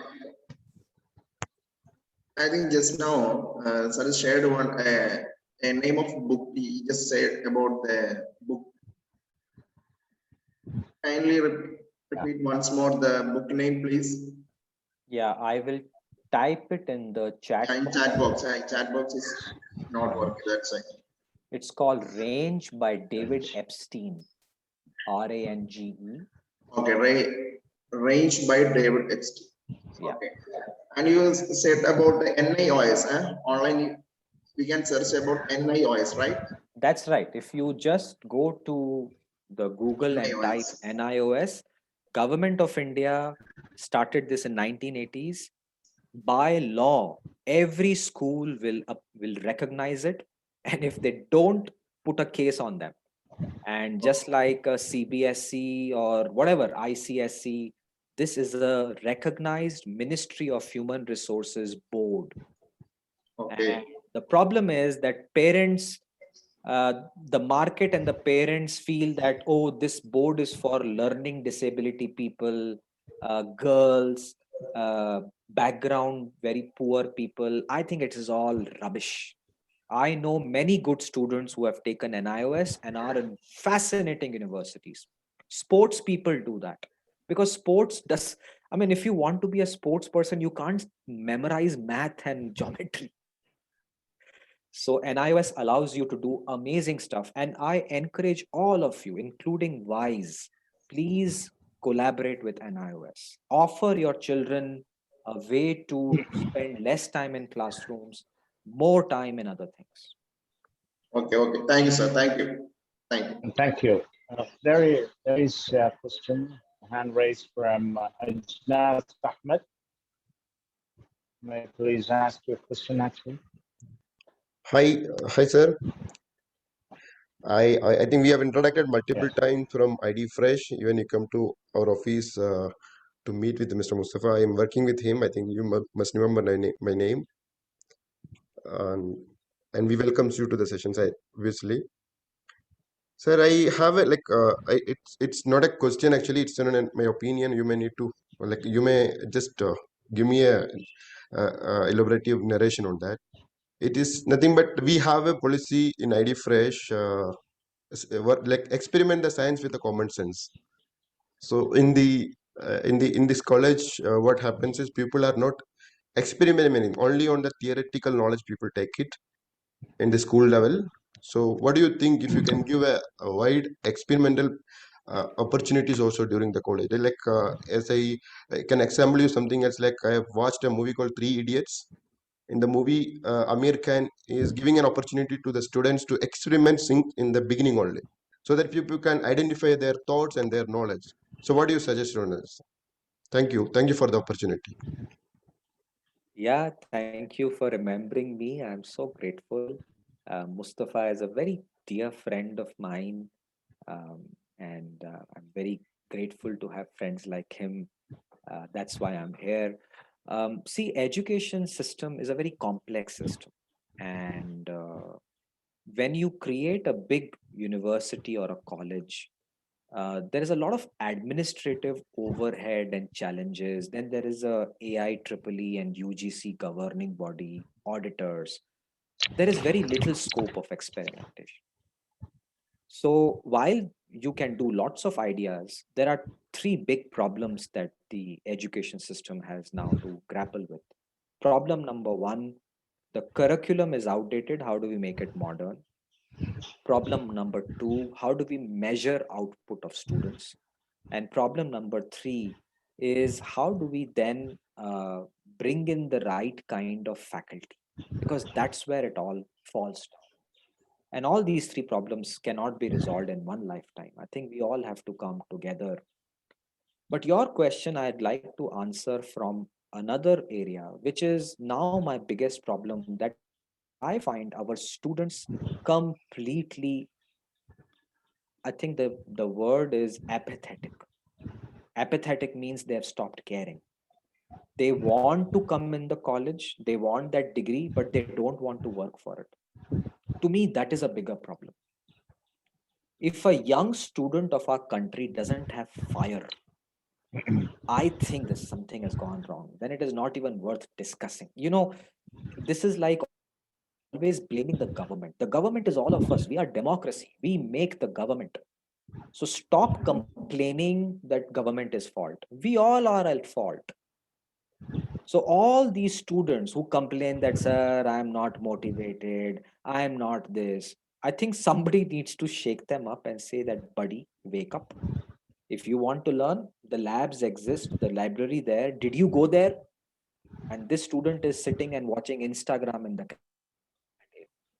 Now he can't complain all the time, ki, sir, I'm not motivated. I mean, it's not my job to motivate him. So my request to all of you who have children, teenagers, and people learning, your job is to motivate yourself. It should come from within. It is not the job of the education system to motivate you. The education system is what it is.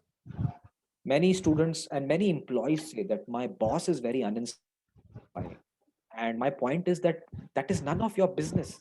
Your business is to go and work and be nice and do your job. If your boss is uninspiring, that's a different problem. So students of today, I think I want them to come forward. I want them to have the fire in the belly. If they demand the change, ki, sir, I need more activities, I think the education system will change. The students have become very lazy and the parents are also supporting them. If the teacher now tells the student that please do something, the parents sue the college. So which teacher would want to work hard? And I think this equation has become a deadlock. So very good question. I may not have a great answer, but I have a suggestion for all of you, especially students. I think the time has come for you to stop depending on the education system to improve. Just like our country will not improve if we depend on the government. We have to improve it. We are all stakeholders. And if we believe that I'm democracy and I will change it, we must have the courage to speak up. We must present the right argument rather than attacking personally. And we must solve the system properly. And instead of spending time on Facebook and WhatsApp and Instagram commenting that ye bakwas hai, this is wrong, start spending the time in changing the system. That's my request. Right. Thank you, sir. We are moving towards the end, I guess. Sir, representing everybody on the floor of the participants, connecting wise, actually, I got a question. You know that we have been trying to give a blended education, morality, humanity, plus academics, and all the things required for the upcoming generation. So my point is that even the top posted guys, those who are having high designations in big companies, for example, chief financial officers of various companies, they are being caught for having malpractices as part of their jobs. So many people have run away from India with big scams. And day before yesterday, we read a news on the newspapers and media actually. The mobile application being controlled by the cheaters, they have objected 150 crores from Kerala, that's the news. Through mobile applications, fraudulent mobile applications, they have collected 150 crores. So my question is that, what is your opinion in terms of giving importance for humanity and morality equally along with building up the future skills and whatever skills we are planning or we are proposing. So how do you just manage Yeah. these things, or how you plan? Yeah, it's a very good question, Dr. Mansoor, and I will take a very personal view on it. While it's a great idea to teach ethics and morality, um, I have realized that I personally do not understand this topic very well. It's a very difficult subject. And when we were children, we were taught this subject called moral science, stories, which teach us what to do, what is right. And I thought that was a brilliant subject because I remember every story till now. And those stories have guided me to be honest, to be as integral as possible. Um, I think somewhere in our education system that has gone down. So, should we bring that up? Absolutely. I think even in MBA programs, even in class 10th and 12th and UG programs, ethics and morality should be brought in, but not from a pedagogical perspective. I think it should be from storytelling, humanities, connecting with social science research. Nowadays, behavioral sciences are becoming an amazing subject. Like the reason behavioral sciences and neurosciences are very critical for today is that it is helping us realize who we are. So, your question, if you can change it, that instead of talking about ethics and morality, can we teach children and students to understand who they are? Why do they think like this? How do they decide? There is a 5 rupee note in front of me. Should I take it? Is a very difficult question because there are these famous experiments, and you would know this. The most famous psychological experiment in that is called the marshmallow test. What is a marshmallow test? You take children in a room and keep a bowl of marshmallows and tell them that, hey, control yourself. If you control for 10 minutes, you will get 2 marshmallows. But if you want to not control yourself, pick a marshmallow and eat it. The test tests their resilience, but the test is severely flawed because the children who were brought into that room were very rich children. They have seen marshmallows, so they can always control themselves. If you take the same test and do it in a slum of India, these children are hungry. They would not understand resilience at that point of time. So they would attack the marshmallow. So my point is that we cannot teach ethics and morality without understanding the context in which we are operating. What is right for us on the Zoom call may be extremely wrong in the marketplace. So that 5 rupee note and that stealing is a subject which nobody can teach. So I personally get very scared when I hear the word morality. I understand the importance, but I'm not so sure if it can be taught in a pedagogical manner. It should be taught as an experiential manner. It should be connected to behavioral sciences, decision making, and in School of Meaningful Experiences, we talk about And of course, competence. practices, yeah. Yeah. So apply practical elements, and I think we should stop thinking that children have to be taught. At School of Meaningful So Experiences, we have abolished sir, this system. can we rename as um, values rather than saying morality and these things? Can we make use of the word values? Sure. Yeah, so those are semantics, but I'm saying that we should not assume that teachers and owners of schools have to teach values. I think I would want to talk to the children and the learners also and collaborate with them so that all of us can learn values together. Yes. Okay. Thank you very much, sir. Actually, we are trying to practice the same likewise. So we were having many questions, but as we are again confined to time restrictions, and even you're so busy actually. So do you want more questions? So we are just ending up here. So unfortunately, I had committed at Okay. 12:30, All right. so I'm Okay. so sorry. All right. Yes. Okay. So from the floor representing WISE, I take this opportunity to congratulate once again for your valuable time and for your wonderful session. and answers. Thank you very Thank you very much. much. Thank you. Bye-bye, Um, everyone. Thank you. Bye. See you again. Now, my dear parents, students, ladies and gentlemen, we have a very important session waiting for us. And actually, we were planning out the second session also before Dr. Sir, but as PSK Sir requires some more time, relaxation to speak to you people, because he's always open to accept questions. And he is in need to tell you some important things. So one of the greatest physics teachers in Kerala, it is my proudness to welcome the founder as well as the director of Riju and PSK classes and my dearest friend, Suresh Kumar Sir, for the next session on entrances. Again, not a rocket science. Thank you, sir. It's the floor for you. Good morning, dear friends, parents, and students. സ്കൂളിലെ location തന്നെ very interesting. കാരണം വയനാടാണ്. എനിക്ക് അല്ലെങ്കിൽ ഞങ്ങൾക്ക് വയനാടുമായിട്ട് എന്താണ് ബന്ധം, എന്താണ് ഒരു പ്ലസന്റ് എക്സ്പീരിയൻസ് എന്ന് ചോദിച്ചാൽ, വയനാടിനെ കുറിച്ച് പറയുമ്പോൾ എനിക്ക് ആദ്യം ഓർമ്മ വരിക അറൌണ്ട് ഒരു 30 to 50 students every year Thrissur വന്ന് റിപ്പീറ്റ് ചെയ്യുന്നുണ്ട്.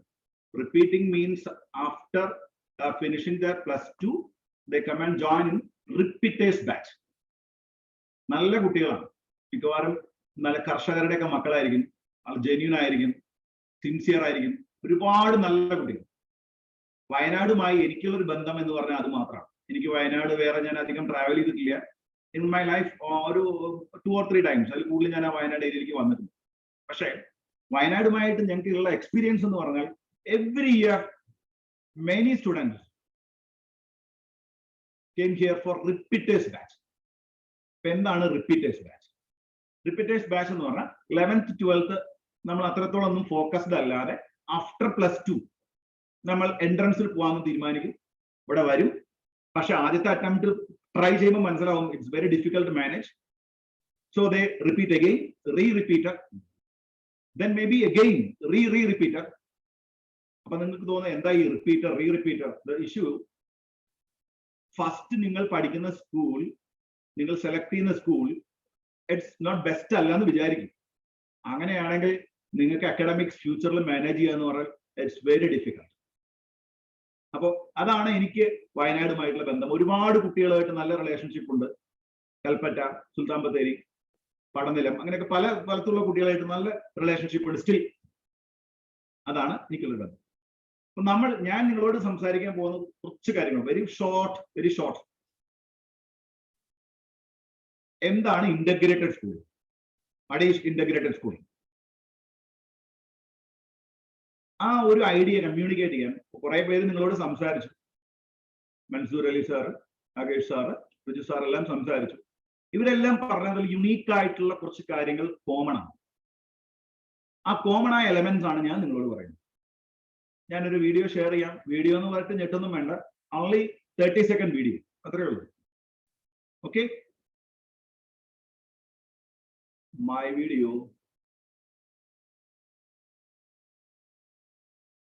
Just a minute.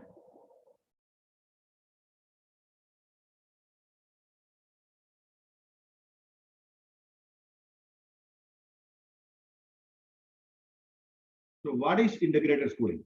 Welcome.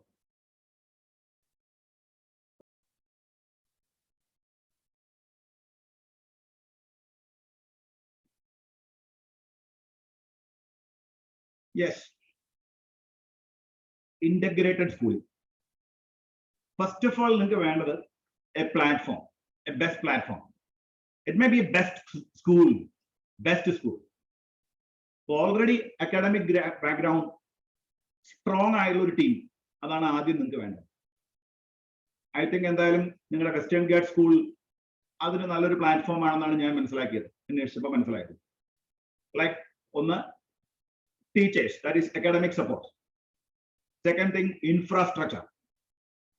Third one, ambience. Wayanad എന്ന് പറയുമ്പോൾ അതിലൊരു അഡീഷണൽ അട്രാക്ഷൻ ഉണ്ട്. The climate is beautiful, very fantastic. ആ 3 എലമെന്റുകൾ ഓൾറെഡി സ്കൂളിലുണ്ട്. Teachers, infrastructure and ambience. Then അതാണ് ആ stool. It should be stable. കാരണം അതിന്റെ ബാക്കിലുള്ള പ്രൊമോട്ടേഴ്സ് അവരെന്തായിരിക്കണം? അവർ സ്ട്രോങ് ആയിരിക്കണം. Not only in academically, also in financial side. കാരണം പല സ്കൂളുകളും കോംപ്രമൈസ് ചെയ്യുന്നു. എന്താ റീസൺ? ബിക്കോസ് ഫണ്ട് ഇല്ല. അതാണ് platform. Then platform is there, best teachers are there, best infrastructure is there.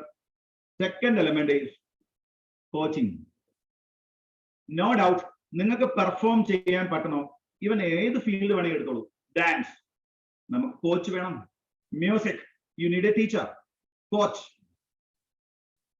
If you want to become a doctor, surely you need a coach. നിങ്ങൾ ആ video കണ്ടല്ലോ, ആ കുട്ടിയുടെ അച്ഛനാണ് കോച്ച്. നേരത്തെ പറഞ്ഞു, ട്രയൽ ആൻഡ് എറർ മെത്തേഡ് അല്ല നമുക്ക് ആവശ്യം. We should need scientific method. എന്താ സയന്റിഫിക് മെത്തേഡ്? ഓരോന്നിനും ഓരോ പ്രൊസീജിയർ ഉണ്ട്. ആ പ്രൊസീജിയർ വഴിക്ക് തന്നെ പോയാൽ ടൈം നമുക്ക് ഒരുപാട് സേവ് ചെയ്യാം. നോട്ട് ഓൺലി ടൈം, നമ്മുടെ മൈൻഡ് സെറ്റ് സ്റ്റേബിൾ ആക്കി നിർത്താം. അപ്പൊ സെക്കൻഡ് എലമെന്റ് അതാണ്, you should need A coach. നിങ്ങൾ നീന്തൽ പഠിക്കാൻ നിങ്ങൾക്കൊരു കോച്ച് ഉണ്ടായിരുന്നു, നിങ്ങൾ തനിയെ പഠിച്ചതല്ല. ഡ്രൈവിംഗ് പഠിക്കാൻ നിങ്ങൾക്കൊരു കോച്ച് ഉണ്ടായിരുന്നു, നിങ്ങൾ തനിയെ പഠിച്ചതല്ല. അപ്പോൾ കുട്ടികളും പാരന്റ്സും അറിയാൻ വേണ്ടി പറയാണ്, there must be a coach. അതാണ് റിജുവൻ PSK ക്ലാസ്സസ്. നിങ്ങൾക്ക് ധൈര്യമായിട്ടിരുന്നോ? അക്കാഡമിക്സിൽ എന്തായാലും ഞങ്ങളെ മുട്ടാൻ വേറെ ആളുകൾ ഇല്ല ഇപ്പൊ തൽക്കാലം. ഓൾ ഓവർ കേരള നിങ്ങൾ അന്വേഷിച്ചോളൂ.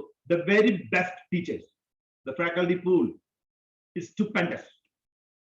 അപ്പോ അക്കാര്യം നിങ്ങൾ വിട്ടോളൂ, ഞങ്ങൾ ഗ്യാരണ്ടി തരുന്നു, നിങ്ങൾ അക്കാര്യത്തിൽ പേടിക്കണം. So coach is there, coach റെഡിയാണ്. ദെൻ തേർഡ് എലമെന്റിലേക്ക് വരുമ്പോൾ നമ്മുടെ കുട്ടികളാണ്. ഈ കുട്ടികൾ എത്രത്തോളം ഫോക്കസ്ഡ് ആണെന്നുള്ളതാണ് നെക്സ്റ്റ് ഫാക്ടർ. എന്തായാലും ഒരു കാര്യം ഞാൻ അഡ്മയർ ചെയ്തു, നിങ്ങളുടെ സ്കൂൾ ചൂസ് ചെയ്ത method. It is open school, state open school. That is not NIOS, it's state open school. കാരണം നിങ്ങൾക്ക് കിട്ടാൻ പോകുന്ന certificate exactly same as that of what the government is delivering to other students, that is in government schools or aided schools. So adana adutha element. നിങ്ങൾ focused ആണോ? നിങ്ങൾ focused ആണോ? ഈ പ്രോഗ്രാമിനെ കുറിച്ച് അറിഞ്ഞു തന്നെയാണോ കുട്ടികൾ വന്നിരിക്കുന്നത്? അല്ലെങ്കിൽ നിങ്ങളെ അവെയർ ആക്കി തരാം. കാരണം ഒരു ഓപ്പൺ സ്കൂളിൽ ഒരു വലിയ ഒരു ഓപ്പർച്യൂണിറ്റി നിൽക്കുന്നുണ്ട്. ബിക്കോസ് ഈ ഒരു സ്ട്രീമിലൂടെ നമ്മൾ പെനിട്രേറ്റ് ചെയ്താൽ നമുക്ക് സ്കൂളിംഗ് ടൈം ലിമിറ്റ് ചെയ്ത് you can focus more on your competitive examination. Competitive examination എന്ന് പറഞ്ഞാൽ ഞാൻ medical entrance, engineering entrance, not only that, any kind of competitive examinations or scholarship examination like AVPY, NTSE, then JEE Main, NEET, IIAC, IISER, IIIITs. Okay. So ഇവിടെ വരാൻ നിങ്ങൾ keep ചെയ്യേണ്ടത് 3 കാര്യങ്ങൾ already നിങ്ങളോട് Rakesh sir അത് ഡിസ്കസ് ചെയ്ത് കഴിഞ്ഞു. എന്താ അറിയോ? 3 points. What are the 3 key points? First one, you should be open. You should be open. Remember, open means എവിടുന്നൊക്കെ നിങ്ങൾക്ക് നോളജ് അക്വയർ ചെയ്യാൻ പറ്റുമോ അതെല്ലാം നിങ്ങൾ പിടിച്ചെടുക്കും. It may be from school teachers, it may be from the management of schools, it may be from our teachers or our directors. So it may be through Google platform or any kind of opportunities. നിങ്ങൾ അത് എടുക്കണം. ചിലപ്പോൾ online class ആയിരിക്കാം, ചിലപ്പോൾ offline class ആയിരിക്കാം, hybrid technology ആയിരിക്കാം. എന്തായാലും നിങ്ങൾ ചെയ്യേണ്ട കാര്യം, യു ഷുഡ് ബി ഓപ്പൺ എന്ന് പറയുമ്പോൾ അതിനൊരു ബ്രോഡ് സെൻസ് കൂടെ ഉണ്ട്. ഓപ്പൺ എന്ന് പറയുമ്പോൾ വേറൊരു പോയിന്റ് കൂടെ ഉണ്ട്. നിങ്ങൾ കുട്ടികൾ വിചാരിക്കും എന്റെ ഫ്രണ്ട് വേറെ സ്കൂൾ ജോയിൻ ചെയ്തു, very close to his home, അപ്പൊ അങ്ങനെയാണെങ്കിൽ വീടിന് അടുത്തുള്ള സ്കൂൾ, അല്ലെങ്കിൽ എന്റെ ഗേൾ ഫ്രണ്ട് പഠിക്കുന്ന സ്കൂൾ, എന്റെ ബോയ് ഫ്രണ്ട് പഠിക്കുന്ന school. No, you should set your priority. നിങ്ങൾ നിങ്ങളുടെ ഫോക്കസ് ക്ലിയർ ആയിട്ട് ഡിഫൈൻ ചെയ്യണം. ഓപ്പൺനെസ് മീൻസ് അതാണ് മെയിൻലി മീൻ ചെയ്യുന്നത്. കാരണം കോംപ്രമൈസ് ചെയ്യരുത്. നിങ്ങൾക്ക് കിട്ടാവുന്ന നോളജ് എല്ലാം അക്വയർ ചെയ്യണം. അതിന് നിങ്ങളുടെ college, school and entrance coaching എല്ലാം സയന്റിഫിക് ആയിരിക്കണം. It should not be a trial and error method. Then Second thing, be impatient. Impatient. Be focused. For the focus, first of all, you should be open. The second thing, you should be impatient. ഈ zoom platform ഞാനൊരു 1.5 year ആയിട്ട് ഞാൻ ഈ zoom platform ഉപയോഗിക്കുന്നു. അതായത് കോവിഡിന് just മുന്നേ തൊട്ടാണ് ഇത് ഉപയോഗിക്കാൻ തുടങ്ങിയത്. കോവിഡിന് മുന്നേ zoom platform, it's a good platform for teaching students, right? ഇവിടെ നിങ്ങൾ നോക്കേണ്ട ഒരു എലമെന്റ് ഉണ്ട്. ഞാൻ കഴിഞ്ഞ ദിവസങ്ങളിലൊക്കെ ഞാൻ കുറച്ചുകൂടെ കൂടുതലായിട്ട് സൂമിനെ കുറിച്ച് അന്വേഷിച്ചപ്പോൾ ഞാനൊരു ടെക്നിക്ക് കാണിച്ചു തരാം.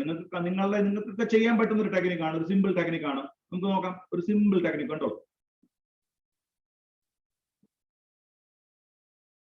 യെസ്, ഞാനൊരു അഡീഷണൽ സ്പെക്സ് വെച്ചു. See this one? This is the real one. This is the virtual one. Virtual one എന്ന് പറയുമ്പോൾ നിങ്ങൾ നോക്കൂ. See, അതാ എന്റെ കണ്ണുകളെ അന്വേഷിച്ചു വരുന്ന സ്പെക്സ്. അടുത്തേക്ക് വന്നാലും ഉണ്ട്, ലെഫ്റ്റ് ഓർ റൈറ്റ് എന്റെ കൂടെ ഉണ്ട്. What is the science behind it? Anyone can answer? What is the science behind it?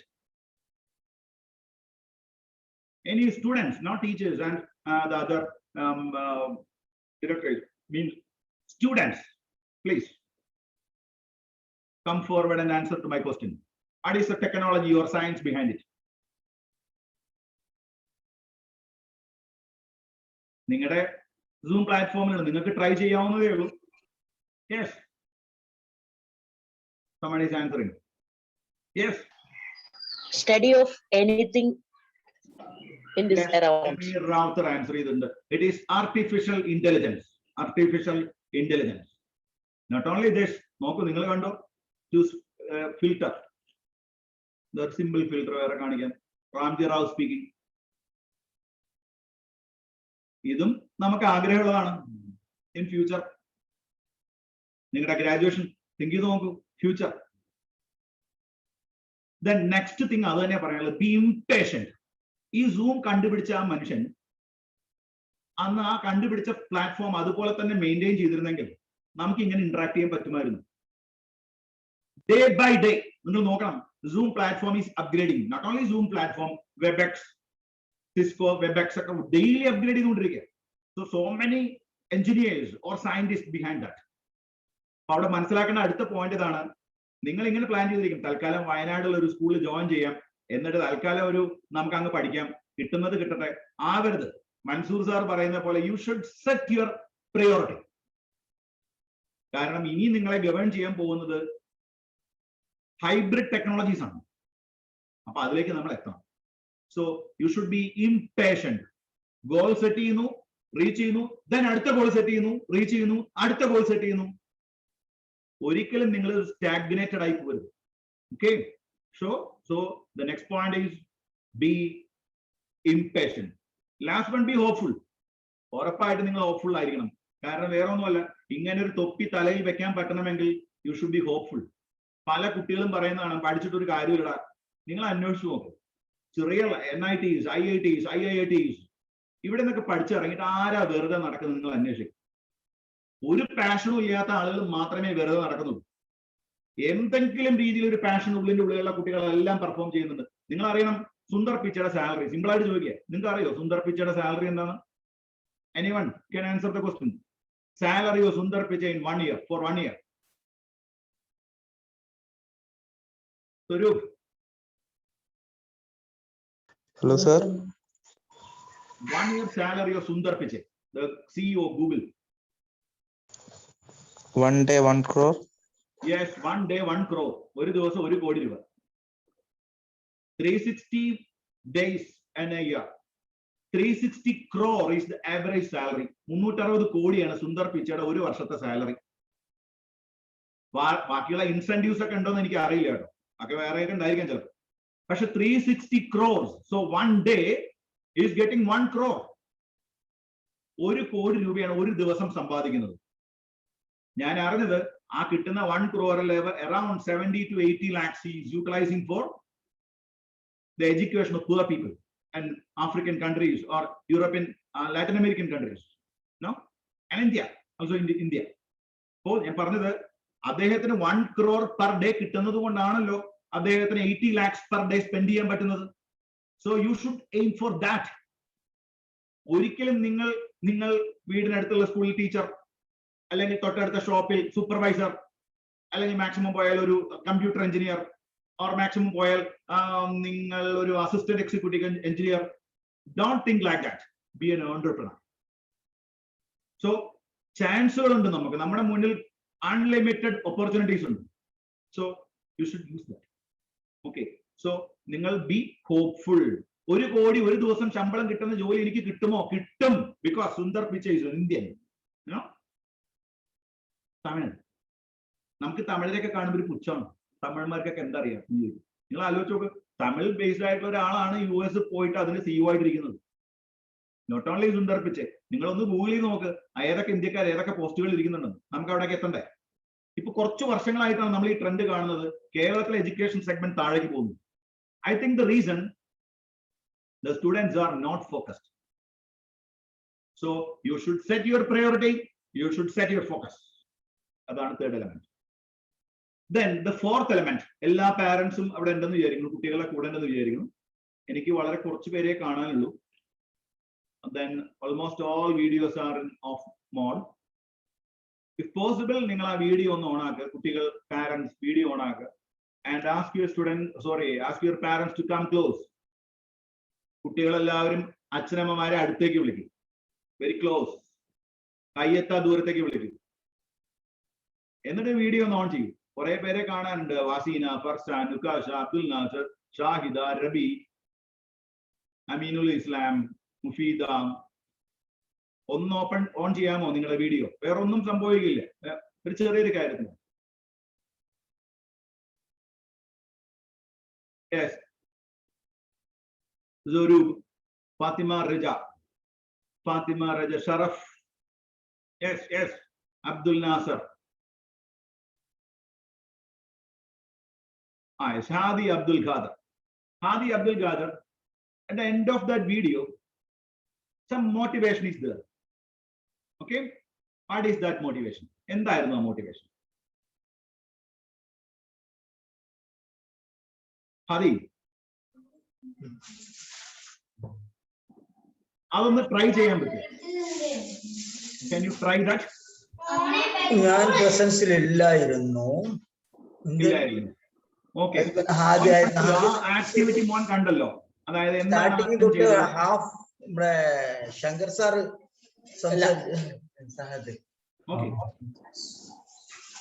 എന്തായിരുന്നു ലാസ്റ്റ് പറഞ്ഞത് motivation? At the end of the video, a small activity is there. What is that small activity? ഈ design ചെയ്താണോ? നിങ്ങളെ cap design ചെയ്താണോ? നിങ്ങൾ certificate അല്ല? No. Then what was it? കേട്ടിരുന്നോ? എന്തായിട്ട് പറയും? Yes. ഹാദിയാണോ മോന്റെ പേര്? അതെ, ഹാദി. ഉപ്പ മോന് ഉമ്മ തരാറുണ്ടോ? ഉമ്മ ഞാൻ വളരെ ഇഷ്ടപ്പെടുന്ന ആളാണ് ഹാദി. ഉമ്മ കൊടുക്കാൻ അവന് ഇഷ്ടാവൂല, പക്ഷെ I love him too much. Yes, അങ്ങനെയാണെങ്കിൽ അത് കൊടുക്കണം എന്നാണ് എനിക്ക് പറയാനുള്ളത്. കാരണം ദ റീസൺ, ഒന്ന് കൊടുക്കാമോ സാറിന്? I love him too much. ഇതിലും കൂടുതൽ വലിയൊരു മോട്ടിവേഷൻ ഇല്ല വേറെ. കാരണം അമ്മയുടെ അച്ഛനെ ഒരു ഉമ്മ കിട്ടിയാൽ ആ കിട്ടുന്ന ഉമ്മ കൊണ്ടുണ്ടാക്കുന്ന വണ്ടേഴ്സ് ഉണ്ടല്ലോ, അതാണ് ലോകത്തിലെ ഏറ്റവും വലിയ വണ്ടർ. No doubt. കാരണം ഞാൻ ഈ ലാസ്റ്റ് ഞങ്ങളുടെ അവിടെ പഠിച്ചുകൊണ്ടിരിക്കുന്ന കുട്ടികൾ, അല്ലെങ്കിൽ പാലാ ബ്രില്യന്റിൽ അല്ലെങ്കിൽ കോഴിക്കോട് റൈസിൽ പഠിക്കുന്ന കുട്ടികളെല്ലാം ഒബ്സർവ് ചെയ്യുമ്പോൾ ലാസ്റ്റ് ടോപ്പ് റാങ്ക് വന്ന ഓരോ കുട്ടിയെ കുറിച്ച് ഞാൻ അത്ര ഡീറ്റെയിൽ ആയിട്ട് അന്വേഷിക്കാറുണ്ട്. അവർ എങ്ങനെയാണ് അത്രയും നല്ല റാങ്ക് ട്രാക്ക് ചെയ്തത്. ആ കുട്ടികളെല്ലാം കോമൺ ആയി ഞാൻ ഒബ്സർവ് ചെയ്ത ഒരേ ഒരു element, that students are so much close with their parents. പാരന്റ്സുമായിട്ട് അത്ര ഒരു കാര്യങ്ങളും അവർ മറച്ചു വെക്കില്ല. എല്ലാ കാര്യങ്ങളും പാരന്റ്സിനോട് പറയും. അവർക്ക് ഹിഡൻ ആയിട്ട് വേറെ ഒരു കാര്യങ്ങളും ഇല്ല. കാരണം അപ് ടു 12th സ്റ്റാൻഡേർഡ് കുട്ടികൾക്ക് ആയിട്ടില്ല, കുട്ടികൾ ആ പ്രായത്തിലേക്ക് എത്തിയിട്ടില്ല, സെൽഫ് ഡിസിഷൻ അവർ എത്തിയിട്ടില്ല. അപ്പൊ പാരന്റ്സ് ഗൈഡ് ചെയ്തേ പറ്റും. That is the most important thing, the last thing. So first of all you need a platform, then you need a coach, then you should have a focus, and the last one, you need parental care. Parental care ഉണ്ടാവണമെങ്കിൽ എന്ത് സംഭവിക്കണം അറിയോ? ഹാദിനെ ആ ഉപ്പ എന്തുകൊണ്ട് ഒരു ഉമ്മ കൊടുത്തു എന്ന് ചോദിച്ചാൽ അതിന്റെ റീസൺ ഞാൻ പറഞ്ഞുതരാം. ഹാദി ഒരു സിൻസിയർ ആയിട്ടുള്ള സ്റ്റുഡന്റ് ആയതുകൊണ്ട് ഒരു ഫ്രീക്വന്റ് സ്റ്റുഡന്റിനെ മിക്കവാറും അച്ഛനമ്മമാർ ഉമ്മ വെക്കാറില്ല. കാരണം അവരെ കിട്ടാറില്ല.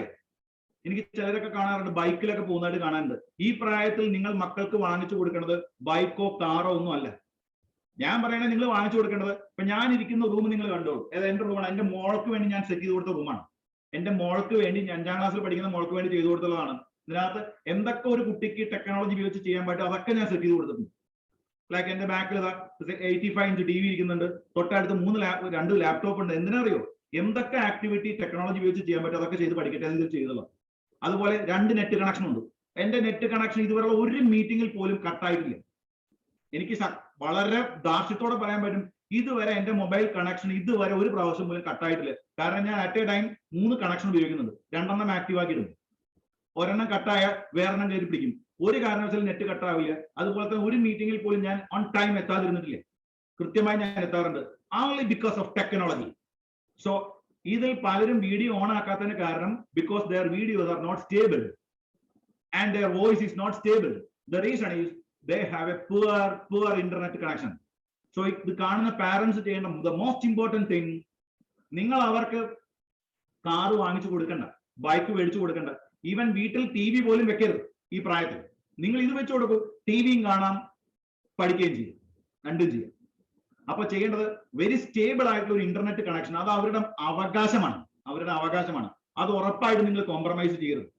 നമ്മൾ കാണുന്ന ക്ലാസ് കുട്ടികളെ നമ്മൾ കാണുമ്പോൾ അവർ സ്റ്റേബിൾ ആയിരിക്കുന്നത് കാണുന്നതേ ഒരു സ്റ്റെബിലിറ്റിയാണ്. സോ എല്ലാ പാരന്റ്സിനോടും ഒരു റിക്വസ്റ്റ് ആണ്, നിങ്ങളുടെ കുട്ടികൾക്ക് മസ്റ്റായി ഒരു സ്റ്റേബിൾ കണക്ഷൻ. ഒപ്പം ഞാൻ നിങ്ങളോട് സംസാരിച്ചുകൊണ്ടിരിക്കുന്നത് മൊബൈൽ ഫോണിലോ അല്ലെങ്കിൽ ടാബിലോ ലാപ്ടോപ്പിലോ അല്ല. It's A permanent setup system. ഏറ്റവും ഓൾഡ് ഫാഷൻ ആണ്. എന്നാലും ഞാൻ മനസ്സിലാക്കിയത് കുട്ടികൾ ഏറ്റവും കൂടുതൽ പഠിക്കുന്നതും ഏറ്റവും കൂടുതൽ സ്റ്റേബിൾ ആയി മാറുന്നതും അവർ ഡെസ്ക് ടോപ്പുകൾ ഉപയോഗിക്കുമ്പോഴാണ്. ഡെസ്ക്ടോപ്സ്. അപ്പോൾ നിങ്ങൾ ഒരു കാര്യം കോംപ്രമൈസ് ചെയ്യരുത്, കുട്ടികൾക്ക് മൊബൈൽ ഫോൺ വാങ്ങിച്ചു കൊടുക്കരുത്. കാരണം 20,000 രൂപയ്ക്ക് നിങ്ങൾ മൊബൈൽ ഫോൺ മേടിച്ചു കൊടുക്കുന്ന അതേ പൈസ കൊണ്ട് നിങ്ങൾക്ക് ഒരു ഡെസ്ക്ടോപ്പ് മേടിക്കാം. ഈ ഡെസ്ക്ടോപ്പ് ഫ്രണ്ടിൽ വെച്ചാൽ നിങ്ങൾ നോക്കിക്കോ, നിങ്ങളുടെ കുട്ടികൾ പഠിക്കുന്ന രീതിയെ മാറും. Their life style will change. അതുകൊണ്ട് ഉറപ്പായി കടം വാങ്ങിച്ചായാലും നിങ്ങൾ നിങ്ങളുടെ മക്കൾക്ക് ഒരു ഡെസ്ക്ടോപ്പും അതുപോലുള്ള ഒരു അറേഞ്ച്മെന്റും സെറ്റ് ചെയ്ത് കൊടുക്കണം. That is third thing. Last thing. Then ഞാൻ കൺക്ലൂഡ് ചെയ്യുന്ന കൂടുതൽ എനിക്ക് പറയാനില്ല. നിങ്ങൾ if you have any doubts regarding this integrated schooling, you can ask and I will answer all these questions. All right. Then ഒറ്റ കാര്യം കൂടെ പറയുന്നു, നിങ്ങളുടെ മാനേജ്മെന്റ് സ്ട്രോങ് ആണ്. എന്റെ അറിവിൽ അതിനെ സപ്പോർട്ട് ചെയ്യാൻ ഒരുപാട് ആളുകളുണ്ട്. Don't worry about that. Then നിങ്ങൾ എൻട്രൻസ് ക്ലാസ്സുകളെ കുറിച്ച് ധൈര്യമായിട്ട്, നിങ്ങൾ ഒരുപാട് സ്കൂളുകളിലൊന്നും ടൈപ്പ് ഉണ്ടാക്കിയിട്ടില്ല. We have limited number of schools. കാരണം വളരെ സ്റ്റേബിൾ ആണെന്ന് തോന്നുന്ന സ്കൂൾസ് മാത്രമേ ഞങ്ങൾ എടുക്കാറുള്ളൂ. അല്ലാതെ മണി മോട്ടി കുറെ പൈസ ഉണ്ടാക്കാൻ വേണ്ടി ഞങ്ങൾ സ്കൂളുകൾ എടുക്കാറില്ല. കോഴിക്കോട് ഭാഗത്തേക്ക് ഞങ്ങൾ ഒരൊറ്റ സ്കൂൾ പോലും ഇതുവരെ എടുത്തിട്ടില്ല. കാരണം ആദ്യമേ സംസാരിക്കുക എത്ര രൂപ കിട്ടും എന്നൊക്കെയാണ് ചോദിക്കുക. പൈസയൊന്നും അല്ല. എഡ്യൂക്കേഷൻ എന്ന് പറഞ്ഞാൽ അത് സർവീസാണ്. മനസ്സിലായല്ലോ? അപ്പൊ ആ സർവീസിലൂടെ തന്നെ നമുക്ക് വളരാൻ പറ്റുള്ളൂ. പൈസയൊക്കെ അതിന് പിന്നാലെ തനിയെ വന്നോളും എന്ന് വിശ്വസിക്കുന്നവരാണ് ഞങ്ങൾ. അതിന്റെ പിന്നാലെ പോകേണ്ട കാര്യമില്ല, അത് ഓട്ടോമാറ്റിക്കലി വന്നോളും. കാരണം ഞാൻ ഈ സ്കൂളിനെ കുറിച്ച് അറിഞ്ഞപ്പോൾ ഇതിന്റെ മാനേജ്മെന്റ് ആളുകളും അങ്ങനത്തെ ആളുകളാണെന്ന് അറിഞ്ഞതുകൊണ്ട് തന്നെയാണ് ഈ സ്കൂളുമായി ഒരു ടൈപ്പിന് ശ്രമിച്ചത്. ഇതിലേക്ക് ഞങ്ങളെ ലിങ്ക് ചെയ്തിട്ടുള്ള ടീം എന്ന് പറയുമ്പോൾ യഹിയ, അതുപോലെ തന്നെ ഷാനവാസ് വട്ടത്തൂർ, അവരുടെ സ്കൂളുകൾ റൺ ചെയ്യുന്ന മോഡ് നിങ്ങൾ കണ്ടുപഠിച്ചിട്ടുണ്ട്. കാരണം each and every child get the care. So നേരത്തെ സാറ് പറഞ്ഞതുപോലെ തന്നെ ഇതിന്റെ ഏറ്റവും ടോപ്പിൽ നിൽക്കുന്ന സാധനം കെയർ ആണ്. കെയർ എന്ന് പറഞ്ഞാൽ സെന്റിമെന്റ്സ് അല്ല ഞാൻ ഉദ്ദേശിച്ചത്. കെയർ, പ്രോപ്പർ ടൈമിൽ കുട്ടികളെ കെയർ ചെയ്യുക. നേരത്തെ ഋതു സാർ പറഞ്ഞൊരു വാചകം എപ്പോഴും എന്നെ ഹോണ്ട് ചെയ്യുന്നുണ്ട്. Education is A seasonal activity. Seasonal. കാരണം ഇപ്പൊ പഠിക്കേണ്ടത് ഇപ്പൊ തന്നെ പഠിക്കാൻ പറ്റും. നിങ്ങൾ 10 കൊല്ലം കഴിഞ്ഞ് കമ്പ്യൂട്ടർ വാങ്ങിച്ചു വെച്ചിട്ട് കാര്യമില്ല. 10 കൊല്ലം കഴിഞ്ഞിട്ട് നിങ്ങൾ നല്ല ചെരുപ്പ് വാങ്ങിച്ചിട്ട് കാര്യമില്ല. 10 കൊല്ലം കഴിഞ്ഞിട്ട് ഇതൊക്കെ നിങ്ങൾക്ക് ചെയ്യാൻ വേണമെങ്കിൽ. പക്ഷെ എഡ്യൂക്കേഷൻ ഇവിടെ മിസ്സായി പോയാൽ പിന്നെ നിങ്ങൾക്ക് റിഗ്രറ്റ് ചെയ്യാൻ മാത്രമേ പറ്റൂ. ഒരിക്കലും തിരിച്ചു പിടിക്കാൻ കഴിയില്ല. അതായത് ഒരു നല്ല കോളേജിൽ നിന്ന് ബിടെക് ചെയ്ത് ഇറങ്ങുന്നതിന് പകരം നിങ്ങൾ കുറെ കാലം കഴിഞ്ഞിട്ട് കമ്പ്യൂട്ടർ സയൻസ് പഠിക്കാന്ന് പറഞ്ഞാൽ പഠിക്കാനൊക്കെ പറ്റും, പക്ഷെ അതിന്റെ ഗ്രാവിറ്റി നിങ്ങൾക്ക് കിട്ടില്ല. സോ ഇൻവെസ്റ്റ്മെന്റ് എന്ന് പറയുമ്പോൾ ഓപ്പൺ സ്കൂൾ അത്ര വലിയ ഫീസൊന്നും അല്ല. പക്ഷെ അതൊരു വലിയ ഫീസാണെന്ന് പറഞ്ഞ് നിങ്ങൾ ബാക്ക് അടിക്കരുത്. അത് വലിയ ഫീസ് അല്ല. പിന്നെ ഇതിനകത്ത് വളരെ ഫിനാൻസ് പുവർ ആയിട്ടുള്ള സ്റ്റുഡൻസ് ഉണ്ടാവില്ലെന്ന് വിചാരിക്കുന്നു. ഇൻ കേസ് ഉണ്ടെങ്കിൽ ആ കുട്ടികളുടെ ഫീസ്, ആ കുട്ടികൾ അടയ്ക്കേണ്ടി വരുന്ന ഫീസ്, അതിൽ പോലും ഞങ്ങൾ സ്കോളർഷിപ്പ് തരും. Don't worry about that. നിങ്ങൾക്ക് ഫീസ് ഒരു മാറ്റർ ആയിട്ട് നിങ്ങളുടെ മുന്നിൽ വരാൻ പാടില്ല കേട്ടല്ലോ. അതായത് പഠിക്കാനുള്ള അവകാശം എന്നുള്ളത് ഒരു അവകാശം തന്നെയാണ്, അത് നമുക്ക് കോംപ്രമൈസ് ചെയ്യാൻ പാടില്ല. അപ്പോൾ പാരന്റ്സിനോടാണ് അവസാനം പറഞ്ഞത്, അവർക്ക് ഒരു സ്റ്റേബിൾ നെറ്റ് കണക്ഷനും അതുപോലെ തന്നെ ഒരു പവർഫുൾ സിസ്റ്റവും മേടിച്ചു കൊടുക്കുക. It should not be a mobile phone or tab. കാരണം മൂവബിലിറ്റി കൂടുതൽ എന്ന് പറഞ്ഞാണ് പലരും മൊബൈൽ ഫോൺ വാങ്ങിച്ചു കൊടുക്കുന്നത്. കുട്ടികളെ നശിപ്പിക്കാൻ നല്ലൊരു മൊബൈൽ ഫോൺ മതി. കഴിയുമെങ്കിൽ മൊബൈൽ ഫോൺ കൊണ്ട് വിൽക്കുക, അത് വിറ്റിട്ട് ഒരു ഡെസ്ക്ടോപ്പ് മേടിച്ച് ഫ്രണ്ടിൽ വെച്ച് കൊടുക്കുക, എന്നിട്ട് അതിനകത്ത് വാട്സാപ്പ് വെബ് സെറ്റ് ചെയ്ത് കൊടുക്കുക. ഇതാണ് ചെയ്യേണ്ടത്. ഭയങ്കര വണ്ടർഫുൾ ചേഞ്ചുകളാണ് കുട്ടികൾക്ക് വരുന്നത്. ഞാൻ ഇവിടുത്തെ കുട്ടികളിൽ ഇത് പരീക്ഷിച്ചത് കൊണ്ടാണ് പറയുന്നത്, കുട്ടികളിൽ വരുന്ന മാറ്റം it's unimaginable. So thank you all. എന്തെങ്കിലും ക്വറീസ് ഉണ്ടെങ്കിൽ ഞാൻ ആൻസർ ചെയ്യാം. Thank you Mansoor Ali sir. Mike back to you sir.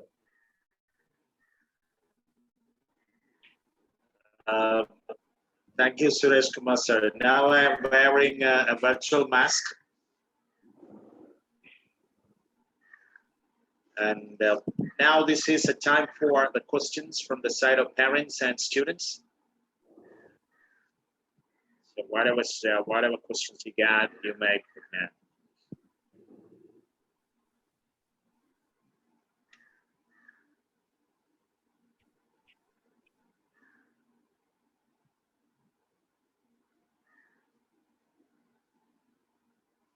So I would like to request questions again.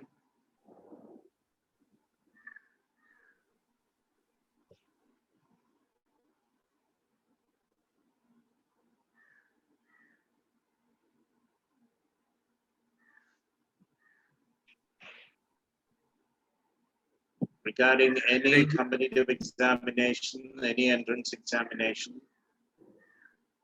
anything you may ask.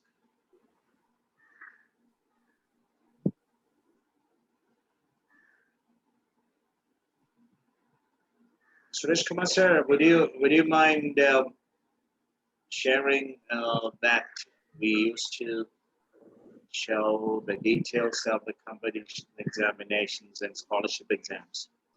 You usually in our last. Yes, yes sir. So Sure sir. If you share that, I'll be fine actually. Sure sir. Sure sir. It's my pleasure to share the things now. Okay.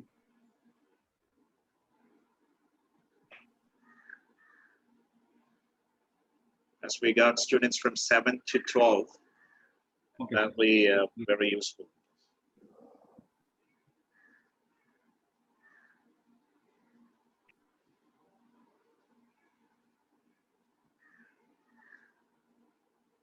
Sir, the screen visible, sir? Yes, yes. Okay, okay. Talent search exams at a glance. NTSE, National Talent Search Exam. Class 10, Science, Maths, Social Science, Mental Ability are the syllabus. For lower standard, first standard തൊട്ട് 10th standard വരെയുള്ള കുട്ടികൾക്ക് എഴുതാൻ പറ്റുന്ന exams ആണ് ഞാൻ നിങ്ങളോട് പറയുന്നത്. Scholarship exams. എന്തിനാണ് ഈ സ്കോളർഷിപ്പ് എക്സാംസ്?